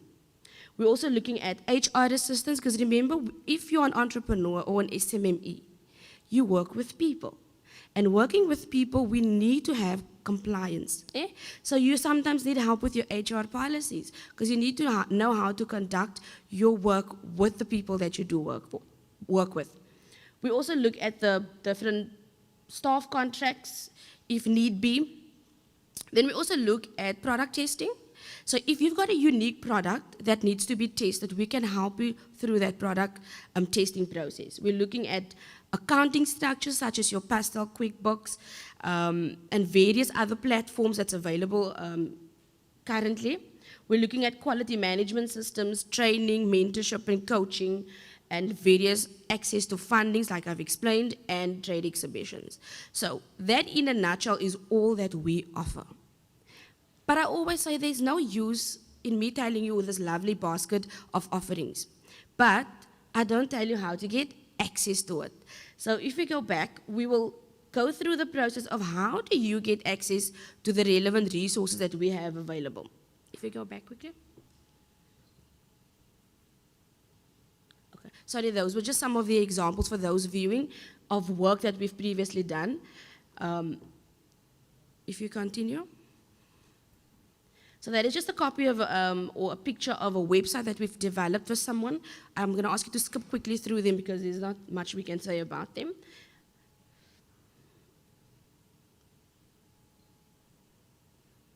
Okay, so now we're getting to the most important part, and it's the how. It's nice to tell me what I can get, but I think it's better for someone to tell me how I can get access to it. So everything that we do as CEDA starts with what we call a registration program or process. And the registration with CEDA is absolutely for free. We do not charge for any of our services. We don't have any membership fees. There's no cancellation fees. There's no contracts involved. It's just a registration form that you fill in, giving us your relevant information as to who you are, where you're based, and what your business idea is about. Do you have any staff working for you, etc., etc. And I always help with that forms. So once you've done that, we need to sign what we call a client confidentiality and non-disclosure agreement with all of our clients. And this is an extremely important process of what we do. Because we know a lot of people, we are different, and our minds are different. Our ethical values are also different, and as a result, we have to take that into consideration and say, how do we protect the information you do share with us? Because remember, some of you might come up with unique ideas. Some of you might come up with unique business opportunities, and others might not. And what often happens is we know people steal other people's ideas, don't we? So often you find that you had an idea, and tomorrow you see, hey, there's my idea. I thought of the exact same thing. All to find out that someone stole your idea. So as a result, whatever you do share with us, whether it's your ID number, contact information, your business idea, anything of that sort, we need to protect. And that is where we protect it as a signed confidentiality and non-disclosure agreement. Once that's done, you're covered, you're safe, you feel like, and I'm comfortable, I can speak my mind, we then have to do what we call a diagnostic assessment. And this is a very, very important step in this journey. Because we've identified that you are different and our needs are different, we have to identify what need fit you best. So if you need help with marketing material, I cannot give you help with a website or a business plan, because you need help with marketing. So all of that will then stem from what we call the assessment. Once that has been done, we need to do what we call come up with recommendations and an action plan. So your recommendations and your action plan will now speak to what we're going to do for you. So now say, for example, if we picture this, client came in, filled in the forms, signed the confidentiality and non-disclosure agreement, assessment has been done. So now we found that Ms. Simon needs help with marketing material or website. So obviously this website is going to cost money, right? So what is our commitment? We say, if we want to help our entrepreneurs, we know money is something that people don't have, and even more so during COVID. So our commitment to our clients is that we will pay anything between 65% to 90% of any of your project's costs. Remember the baskets of offerings? Anything of those. We can cover or subsidize anything between 65% to 90% of that cost. So what we do is we go to our database of service providers that offers those services. Yeah? We get them and we get them to quote. Then you as a client comes and you select one of those SPs to do the actual work for you. However, bearing in mind that our commitment is that we will pay anything between 65% to 90% of the lowest quote. So should you, Ms. Simon, in our example, qualify or chooses the lower quote, which was maybe 5,000 Rand, then we will say, okay, if you 90%, if that is what you qualify for, from 5,000 Rand is how much? How much is 90% of 5,000 Rand? 4.5? 4,500 Rand? So we will then end up paying the 4,500 Rand for the client to the service provider. What happens to the 500 Rand? Because remember, there's a balance. Who do you think pays that? The client? Yeah? So the client then pays that 500 Rand not to CEDA, but to a service provider, the one that will be doing the actual work. Okay. So once that is done, everything has been signed off. We will then go through initiation, and the intervention will then get initiated. So that, in a nutshell, is just the process of getting access to it. So some of our training programs that we do offer is your one-day business awareness workshop. This is typically for someone that doesn't have an idea yet. Someone that wants to start something, but I'm not sure how to go about it. This would be the training, which is a one-day workshop. that we can help you with idea generation. We also have a 2 to 3 day startup training.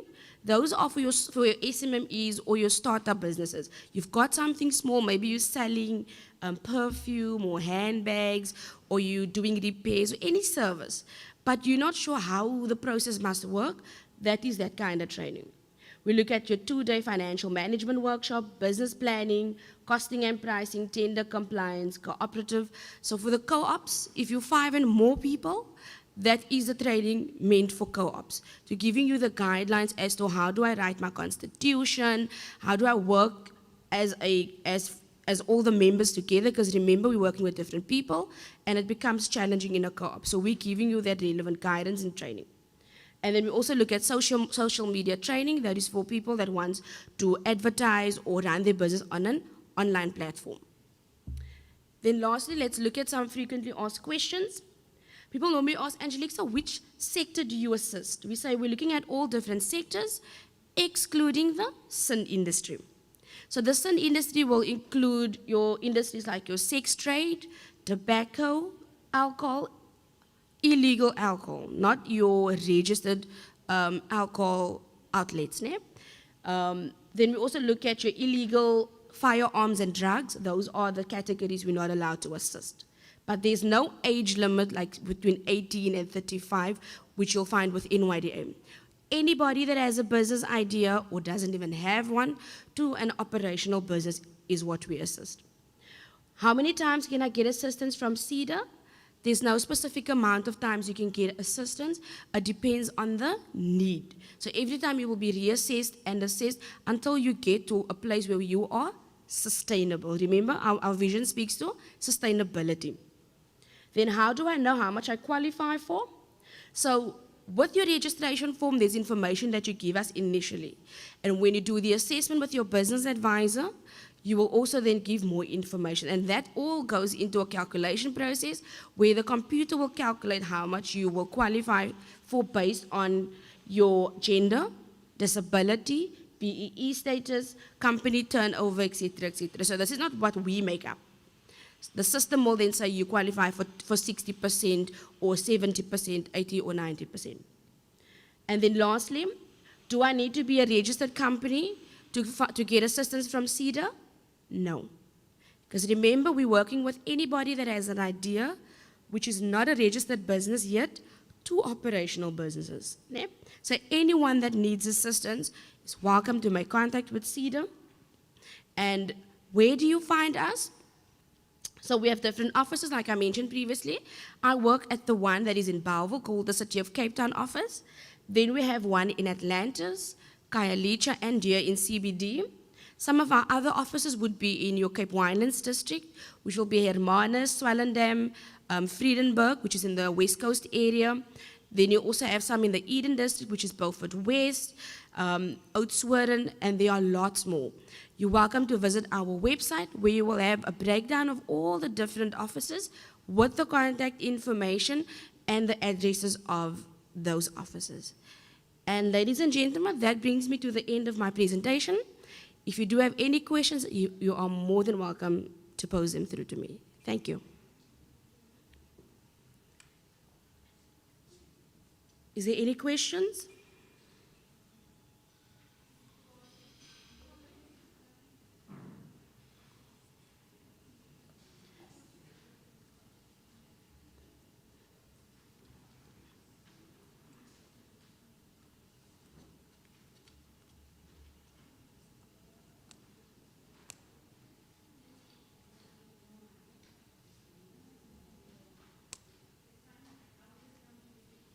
Okay.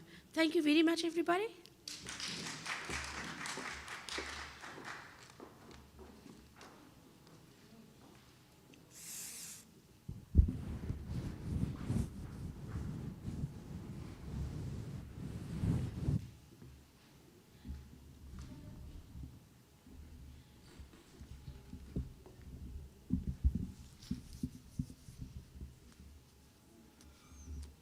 Okay, we're going to have our last speaker of the day, then we are done. It is Monwa BC, he's just at the back, from the City of Cape Town, from Corporate HR.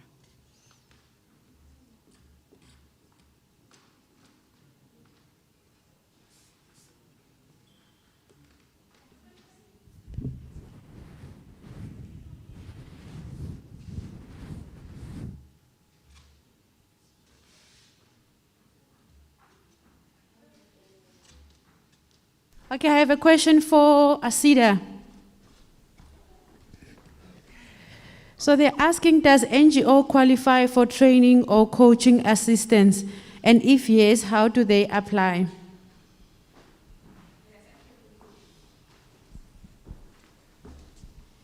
Okay, thank you for the question. That's actually a good question.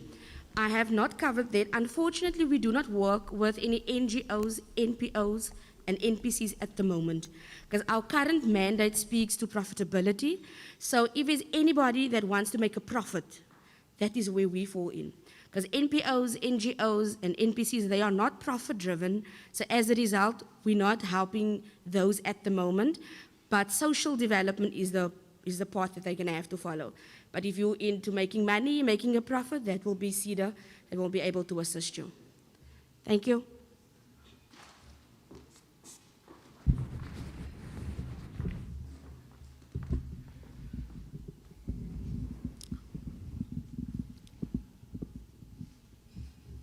Right. I will hear from you. Should I start? All right, thank you very much. Good. Is it afternoon? Okay. My day starts quite early in the day.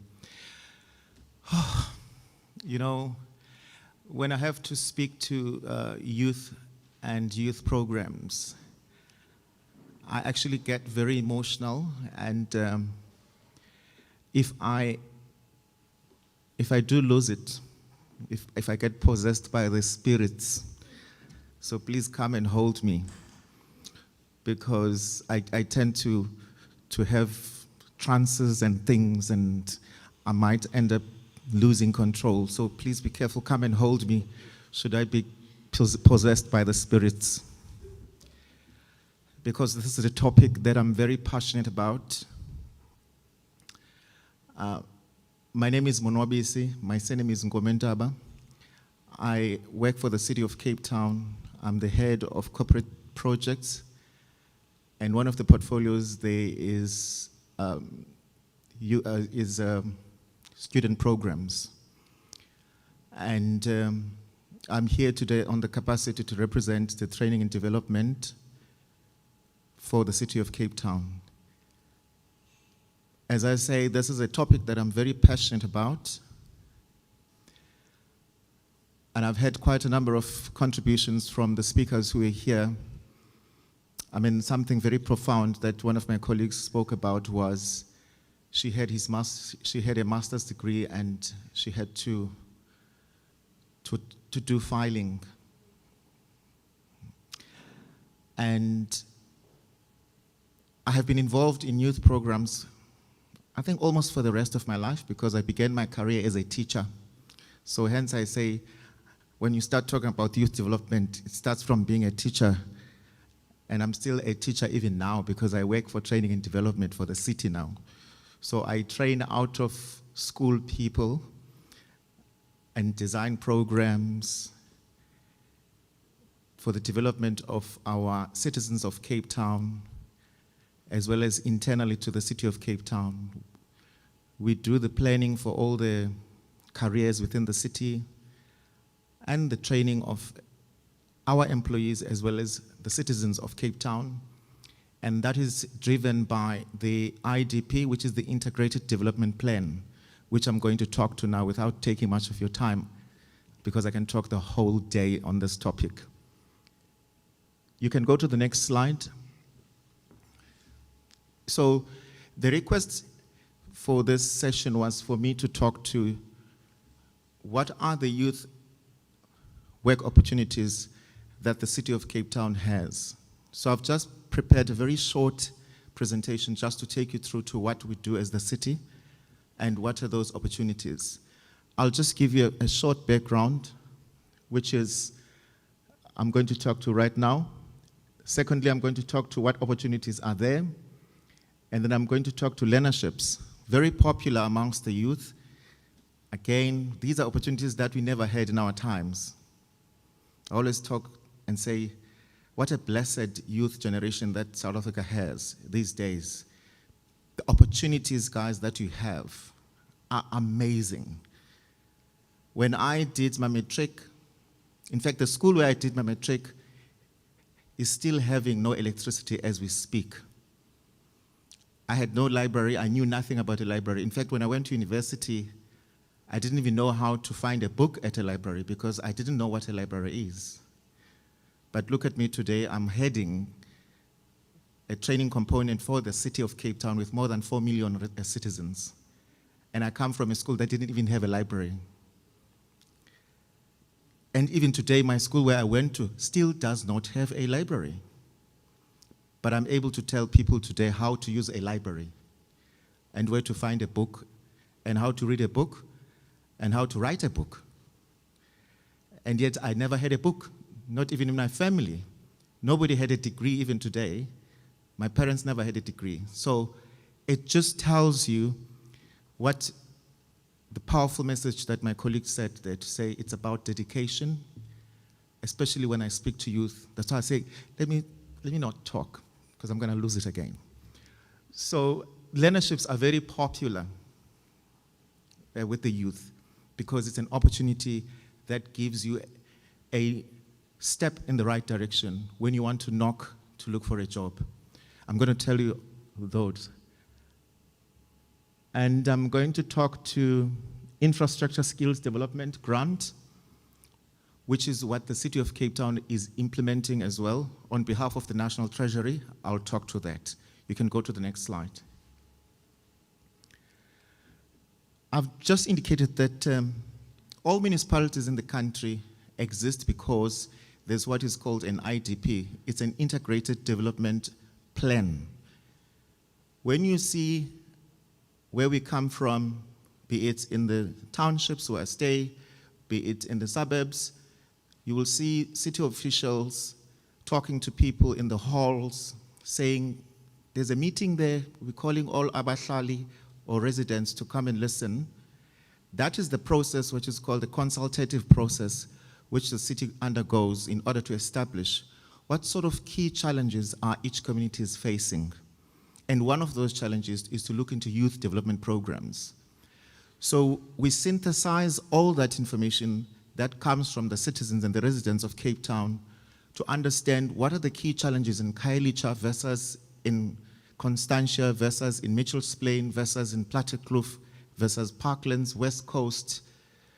In fact, where the city has got services up to Fish Hoek, Gordons Bay, Atlantis. We go around establishing what exactly are the challenges that our youth is facing, what sort of opportunities are needed by youth, and we've got representatives throughout. I've got a team of consultants that are working under me to assist various directorates in terms of establishing what is going on in the areas of different careers within the city.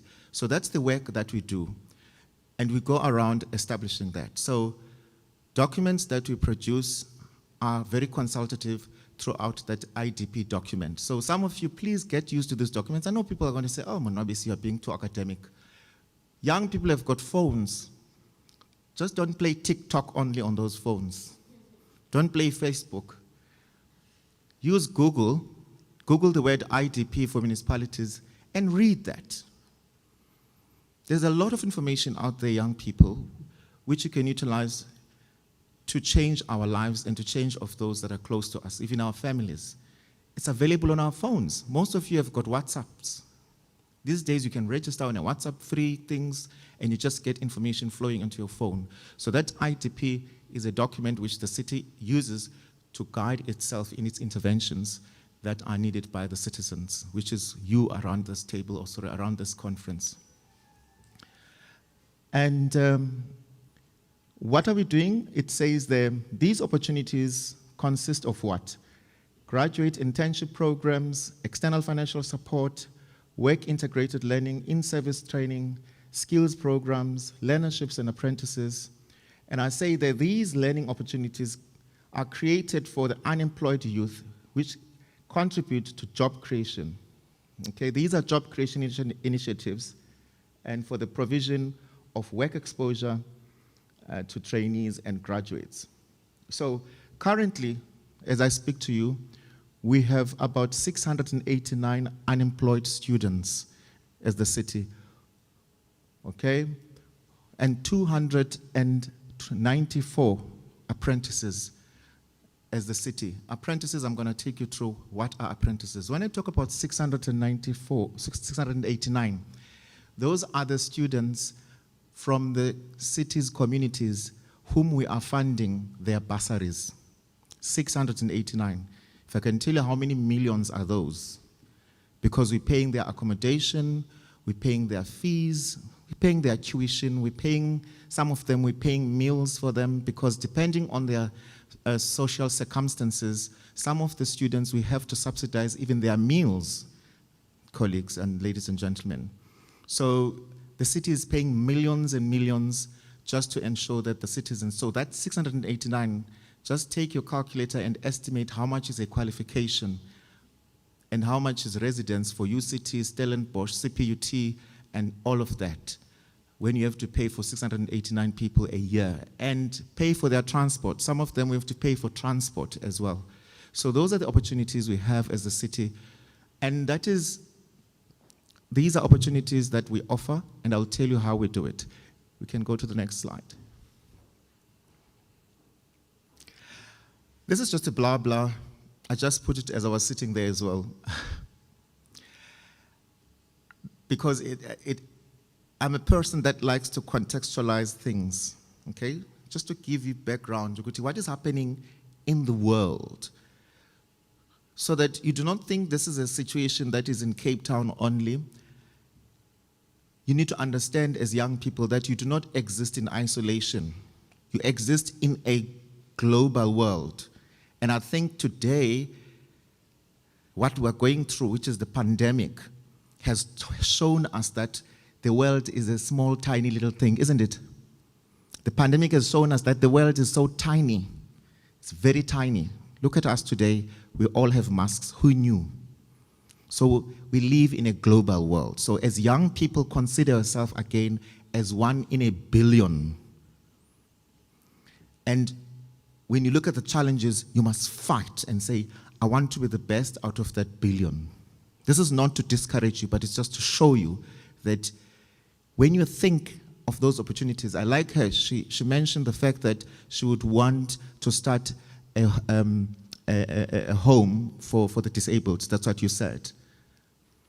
Because I'm listening as I'm sitting there to all the contributions. So that's what our young people need to strive for. To be work makers, not work seekers. Okay? So I like that approach. And someone is going to say, but oh, look at him.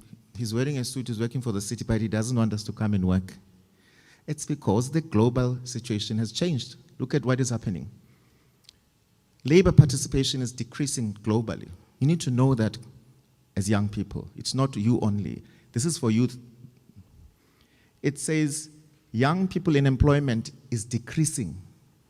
The numbers are going down of people that are being employed. The percentage of unemployed youth is increasing. You know that, isn't it? Get out of the street. I stay in the township. When I wake up in the morning and reverse my car, it touches me. When I look at the youth that is loitering in the streets, I ask myself, what am I doing? Look in your neighborhood and see how many young people have got nothing to do. And begin to ask yourself and say, what will I do to change my situation? I think that's what we should be doing as young people. Youth employment and education, very interesting though. Young people are beginning to go to school, which is a very positive note that we're picking up in terms of research. And but youth unemployment, as I say, still remains high. But what is positive is that young people are enrolling, they are going to school, which is fantastic. They are taking up opportunities of learning. Next slide, please. Just to take you through, as I said to you, as the city, we've identified what sort of skills have come out as being critical and scarce, so that you can, when you start looking at opportunities, start checking those things. This is not to say it's all what you do. Remember, when you wake up in the morning, I always say to the people, when you wake up in the morning, and if we're fortunate, you have to switch on the lights. The moment you switch on those lights, you're starting to interact with the city. If you're fortunate, you've got a tap of water, you go to the shower, you are interacting with the city. Those are the services that we provide. You go into the street, you get into this road that is tarred or not tarred with a street light, that's the city. So everything that you do, you go to the bathroom, it's the city that is servicing you there. So there's many other opportunities. So please don't look at that list and say, oh gosh, when this list is so small, there's nothing for me. This is just a list that indicates when you're sharpening your ideas and you're talking to your brothers and sisters and you're applying for opportunities, especially for those bursaries, this is what we're going to look at, right? So that you don't come and say, but I've been applying, they didn't do anything. How many years? It's because we are driven by where is a need in terms of the skills. So you look at them, you can see there's accounting, there's architecture, artisans, there's a lot, economics, there's forensics, okay, geographical, information systems, which is GIS, those people that are working around mapping the city, those Google maps that you see, those are the people that do GIS. When you Google and say, I'm looking for a direction, that's GIS information system. So those skills are needed, they are critical, because the specialist skills. Heritage, don't underestimate heritage, Inkubeko. So those are important, those are critical skills, because our youth are not taking Inkubeko as something that is a skill that is needed and people to go to school and study it. So very important. Nursing, okay, payroll. So those are pharmaceuticals. Those are the skills. Supply chain management. Look at what happened now during COVID-19. Many of the companies are found with their pants down, for lack of a better word, because of supply chain policies which they didn't understand. Have you seen how many people have been found to be on the wrong side during the pandemic tendering system? Do you remember? It's because of the supply chain management understanding. It's a skill that we need to have as young people so that we understand that when you want to start a business, how do you interact with banks, with people? Exactly, my colleague from CEDA has actually spoken about that, issues around how do you start a business? What sort of companies can you start? What are the compliance issues that are related? And this country is running short of that skill. Hence, we are seeing some of the people, I'm not talking on their behalf, have found themselves in that hot water because they didn't understand sincerely what processes they needed to follow. And they found themselves because I know better as Monwabisi, I'm going to use my knowledge to find something to do and take your money because I'm smarter than you, especially in the supply chain system, so be careful. So take that study as very important. So those are the skills, colleagues. My youth, and I talk to colleagues most of the time. So to the young people that are participating in this conference, those are the skills that we're looking at. So just look at those. Next. And then I'm going to finish. I'm going to run quick here and then I close this presentation. What are the opportunities now? Next slide. The city has got expanded public works programs. Have you seen those? They are called EPWP, right? EPWP is an old program, and the city is participating there. So we are participating, and this program is a national initiative that the city participates in creating opportunities. Do not underestimate those EPWP opportunities. I'm going to say something as I close. For people between the ages of 18 and 35, they've got a bigger opportunity of getting something and keeping it if they've participated in those programs. So don't underestimate. Temporary work and wages, that's what this program does, and I think we've heard about it. We do participate. There is an office for the City of Cape Town that deals with expanded public works programs.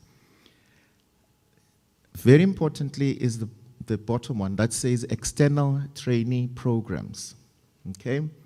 We do have graduate programs. What are these graduate programs all about? They are for individuals holding a university or a college degree or a diploma who require work experience. Okay? So a graduate internship program means you do have a college diploma, you do have a degree, but all you need is to gain experience. So the city does have those programs. So we place you, and then you get experience, and then you use it in whichever way you want. Again, be careful. Some of us says, I'm an engineer. No, they want someone who's going to do administration. I'm going to take that. Again, going back to my colleague, what they said. Grab what you're getting, if you're getting an opportunity. What do they know? What is this qualification that every employer is always looking for that we don't have? Can someone tell me? There's a qualification that they always ask for there, which we don't have, but we've all gone to school. Can somebody guess which qualification is that? When you write your CV, there's a qualification that they want, and I've never seen it in any institution. Say it loud, yes. What is it? Experience. You are spot on. There's that qualification that they always ask, which is experience, and I'm asking myself, which institution, what degree should I do to get this qualification? And I've never seen it anywhere. So take that opportunity, grab it so that you can get that qualification called experience. And what I like, it just is experience. And it is better to look for a job when you are in a job. Have you noticed that? Have you witnessed that, colleagues and the young people? Or young ladies and gentlemen? If you are in a job, have you noticed it's better to find another job other than when you are not in a job? So please grab those opportunities and keep them, because they break the cycle of unemployment. That's why government has created those opportunities, so that it breaks that cycle of unemployment. Once you break that cycle, once you are in, you are in. Have you noticed people who are already in jobs, they hop between jobs than those that are without a job? Research tells us it takes no less than 3 years to find a job.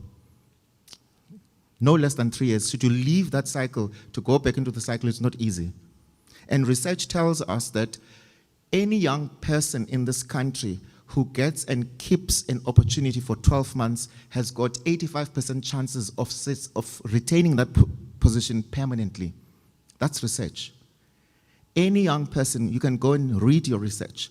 Any young person in this country who gets and keeps an opportunity for 12 months has got 85% chances of getting and keeping that job permanently. So grab an opportunity and use it. So that's graduate internship programs. Work integrated learning, in-service training, which is 3 to 18 months. The city offers that, okay? Vacation programs, which are 2 to 3 months. There are those people that just need a vacation work. They will say, sorry, I'm at Cape College, or I'm at CPUT. All they need is for me, please, to complete my logbook to get experience whilst I am at work. I'm on holiday. Only during holidays, please, I need just 2 weeks. We do have those requests, and we do assist our citizens and our young people. Next slide. Another one is job shadowing. What is job shadowing? It involves observing a professional as they work to get a better understanding of a particular career. Yes, I have hosted grade 10s, grade 11s, grade 8s, for instance, who want to say, I want to be a pharmacist. We've got opportunity, but I don't know what pharmacists do. Can I be given 5 days just to watch what a pharmacist do? Others, they say, I want to be an HR manager. I want to see what is happening in the HR space. So we take those young people and put them in a 5-day program just to wake up in the morning as well and find themselves sitting in a desk and watching what an HR manager does, sit in interviews and see what is an interview. So this is what I want to do. The next one is skills programs. These ones are for people with grade 9 and 12 who want to gain skills within their field of study or interest. Learnerships, right? These are 12 to 24 months. We know what learnerships are. A learnership is a learning program that has got 70%, listen to this, a learnership has got 30% theory and 70% practical. How interesting is that? And when you go for looking for a job, what is that qualification that we just spoke about that they're looking for? Experience. So a learnership gives you 2 in 1. It gives you 2 in 1. So when you get out of a learnership, you're able to understand the theory and you're able to do things about it. Versus if you've just gone to school with big books, which you still have to be told how to do tea. You don't even know how to do tea, but you only read it in the book. I'm making an example. So a learnership is a very best opportunity to create and give you an experience. So take a learnership. Even if, I always say to the people, even if you've got a degree, because a degree just gave you those big books, when you get to the work situation, they want you to do things, not to say things. To do things, not to just say them. Okay, so very important learnerships. And apprentices, again, for 3 years, the city provides those for engineers. External financial support, I've already spoken about its bursaries. We give bursaries for young people. Very importantly, it is a competitive program that young people go through. We advertise various libraries, we put forms, and you complete the forms. Now we're looking at how we're going to do it online because of the COVID, but we're going to tell you how we're going to do it when we open, when the time comes to open for the bursaries. All the libraries will have those forms around Cape Town. Then we shortlist you, then we call you for an interview. Please prepare and know why you want to do a particular study, because it's a competitive process. Do you get it? It means, competitive means you have to come for an interview, convince the panel that you are really worth funding.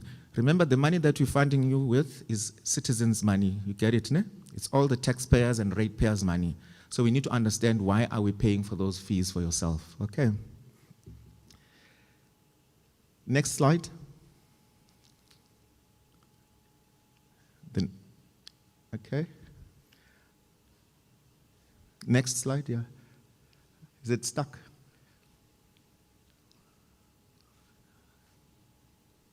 Is it not moving?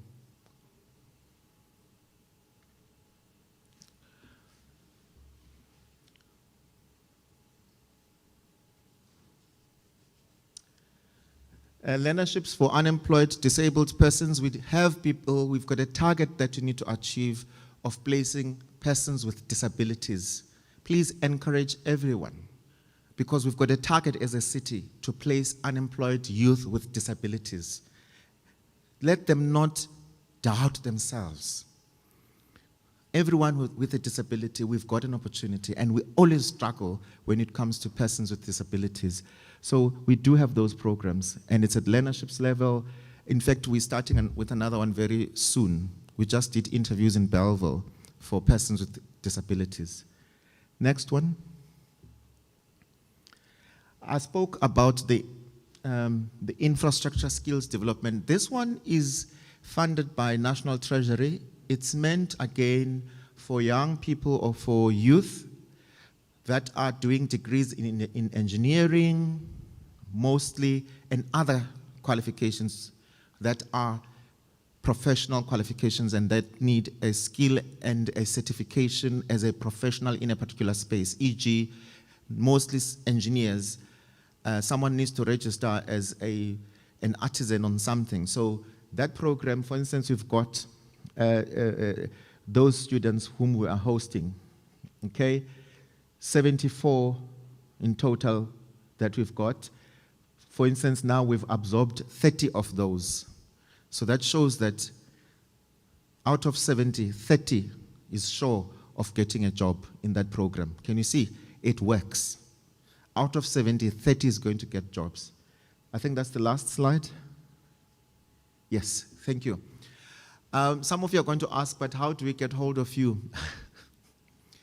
You need to register. Go to our go to the City of Cape Town website, and you go to careers, like any other website. Then you will see you can even go there and Google student programs. Okay? And so, and you will find my name there. That's how hectic it is for me, because they all write to me. You'll see exactly my name on Wabisi there, and I've got a whole team, and I've got someone that reads my emails, so they assist me. I can't cope with 4 million people writing to me, otherwise I'll go. So I do have a team that assists me to select those emails, read it for me, and escalate it to me, and I thank you.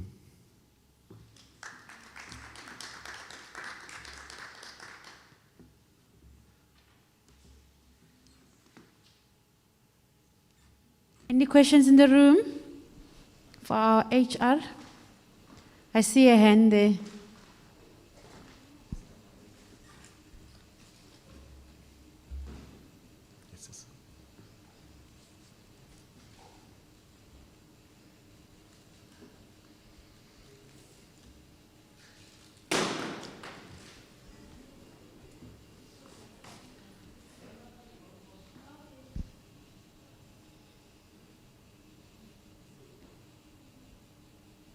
I would like to say thank you for this opportunity, ne? To you, Data Umonwabisi. I'm one of youth from Kailicha that is trying by all means to get what I want in life. So you said from one of your slides, are you only providing programs to those who are already passed from NQ, like from colleges or from varsities? Or do you provide skills, for people like us? Can you see the group of us now? We are 12. Maybe I'm here, like, I would like to expose my skill that I have, to provide such skills for people so that at the end of the day they can be employed to do those things.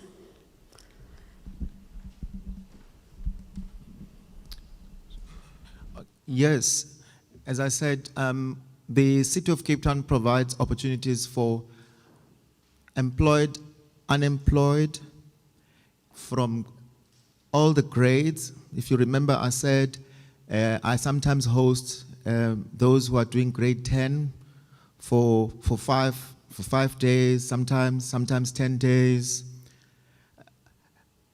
The opportunities differ as well. Some people will have a learnership and they would say, I need to gain experience. Some of them will say, I'm about to graduate, but they're saying, I need experience. That is why we've got those work-integrated learning programs, meaning a work-integrated learning programs is that you would have a theory, but you need to balance it with practical. Again, you would not be anywhere. That is why now when you've got your matric, or you would have no matric, there are learnerships. Learnerships don't necessarily want you to have matric. Some of them are assisting you to get a qualification because maybe you did not succeed in your matric. Then there is a learnership that is pitched at a level where you can exit with a skill. So we've got what is called e-skills programs. E-skills programs are aimed again at people who do not have any form of certification. Then we provide a basic certificate. Then from there, in that provision, definitely the city does offer an opportunity. Once we fund you, will become our priority. Once we fund you for a qualification, that is why we sign something that is called a service obligation. Once the city funds your studies or fund any intervention, then we sign what is a service obligation, meaning you need to work back that through us. Not necessarily permanent, but at least to express your, your practical for that particular qualification. So there's everything for everyone in terms of what the city can offer to its citizens, but you need to go through a process. Thank you. I have another question here. So for disability opportunities, what are the requirements? Subject to whatever, right now I just spoke about a learnership, right? That learnership is pitched at NQF level 4, which is at matric level. So a requirement there could be, an example, you need to have at least a minimum of a grade 10 so that you can have access to that learnership. Or some learnerships will say you need to have mathematics. It's an example. Not all of us are good at maths. It's an example. If it's a learnership that deals with mathematics, it will say please have a grade 10 maths and maybe a grade 11 English, or maybe have maths, English, and isiXhosa. So it depends on what opportunity is there at that time, and each opportunity comes with its own requirements. Thank you. Okay, thank you. It doesn't seem like I have any other questions. Thank you. Okay. All right, thank you.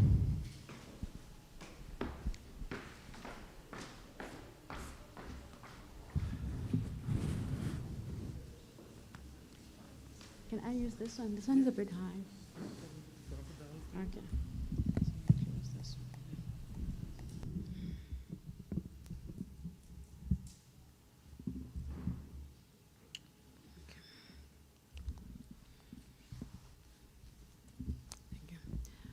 Okay, thank you so much. So we have come to the end of our program. I can see some of you are tired. It's been a long day. I just want to say thank you so much for making an effort and making time to come to this event. It was a bit of a hassle to arrange all of this, but by the grace of God, it happened, and we are so glad that you guys are here.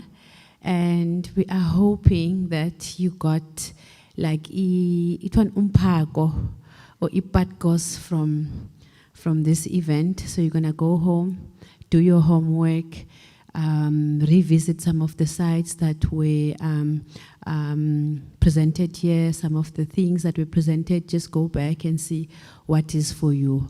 I'm sure not all of us want the same things here, but I think today we had a lot of options for everyone. So you know yourself and you know where you belong, where or what you want to do. So that's all I'm going to say. Thank you so much. I'd also like to say thank you to our speakers. Thank you so much to everyone that came here, to all the speakers, and everyone came. We were worried this morning that some of the people might not come, but some people did come. We are very grateful. I'd also like to say thank you to Relay for agreeing to be part of this event and moderate this session for us. Thank you so much. Really grateful. You've been great. And I'd also like to say thank you to our facilitators at all the other venues. As you may know, we're running this at 3 other libraries. That is Nazima Isaacs Library Hall, Belleville Library Hall, and Rocklands Library Hall. And I'd like to say thank you to all the participants from all the libraries, as they have been very engaging. It shows that they are informed. They've learned a lot from this session today. And I think we also learned a lot from today's event. Maybe next time we'll do it better to have more people. I so wish that we had more people, more young people that could get this information. And once again, I'd like to say thank you so much to our facilitators at all the other venues for putting and keeping everything together. It has been very hard to put this event together, but because of everyone's help and my team, the SDECD team, thank you so much, guys. You've been great. And thank you to everyone. Participants in this room, thank you so much, guys, for being here. And thank you to our AVS guys. You've been great. Thank you. Before we leave, I would like to just make a few announcements. Transport is downstairs waiting for you guys, but I would like you guys to give me back the forms that I gave you. And I'm going to give you another form. That's the last one, which is our post-assessment, to just check if you've gained anything from this session. So I'm going to ask you guys to give me 2 minutes of your time to quickly fill in that form. Then I'll let you go. Thank you so much.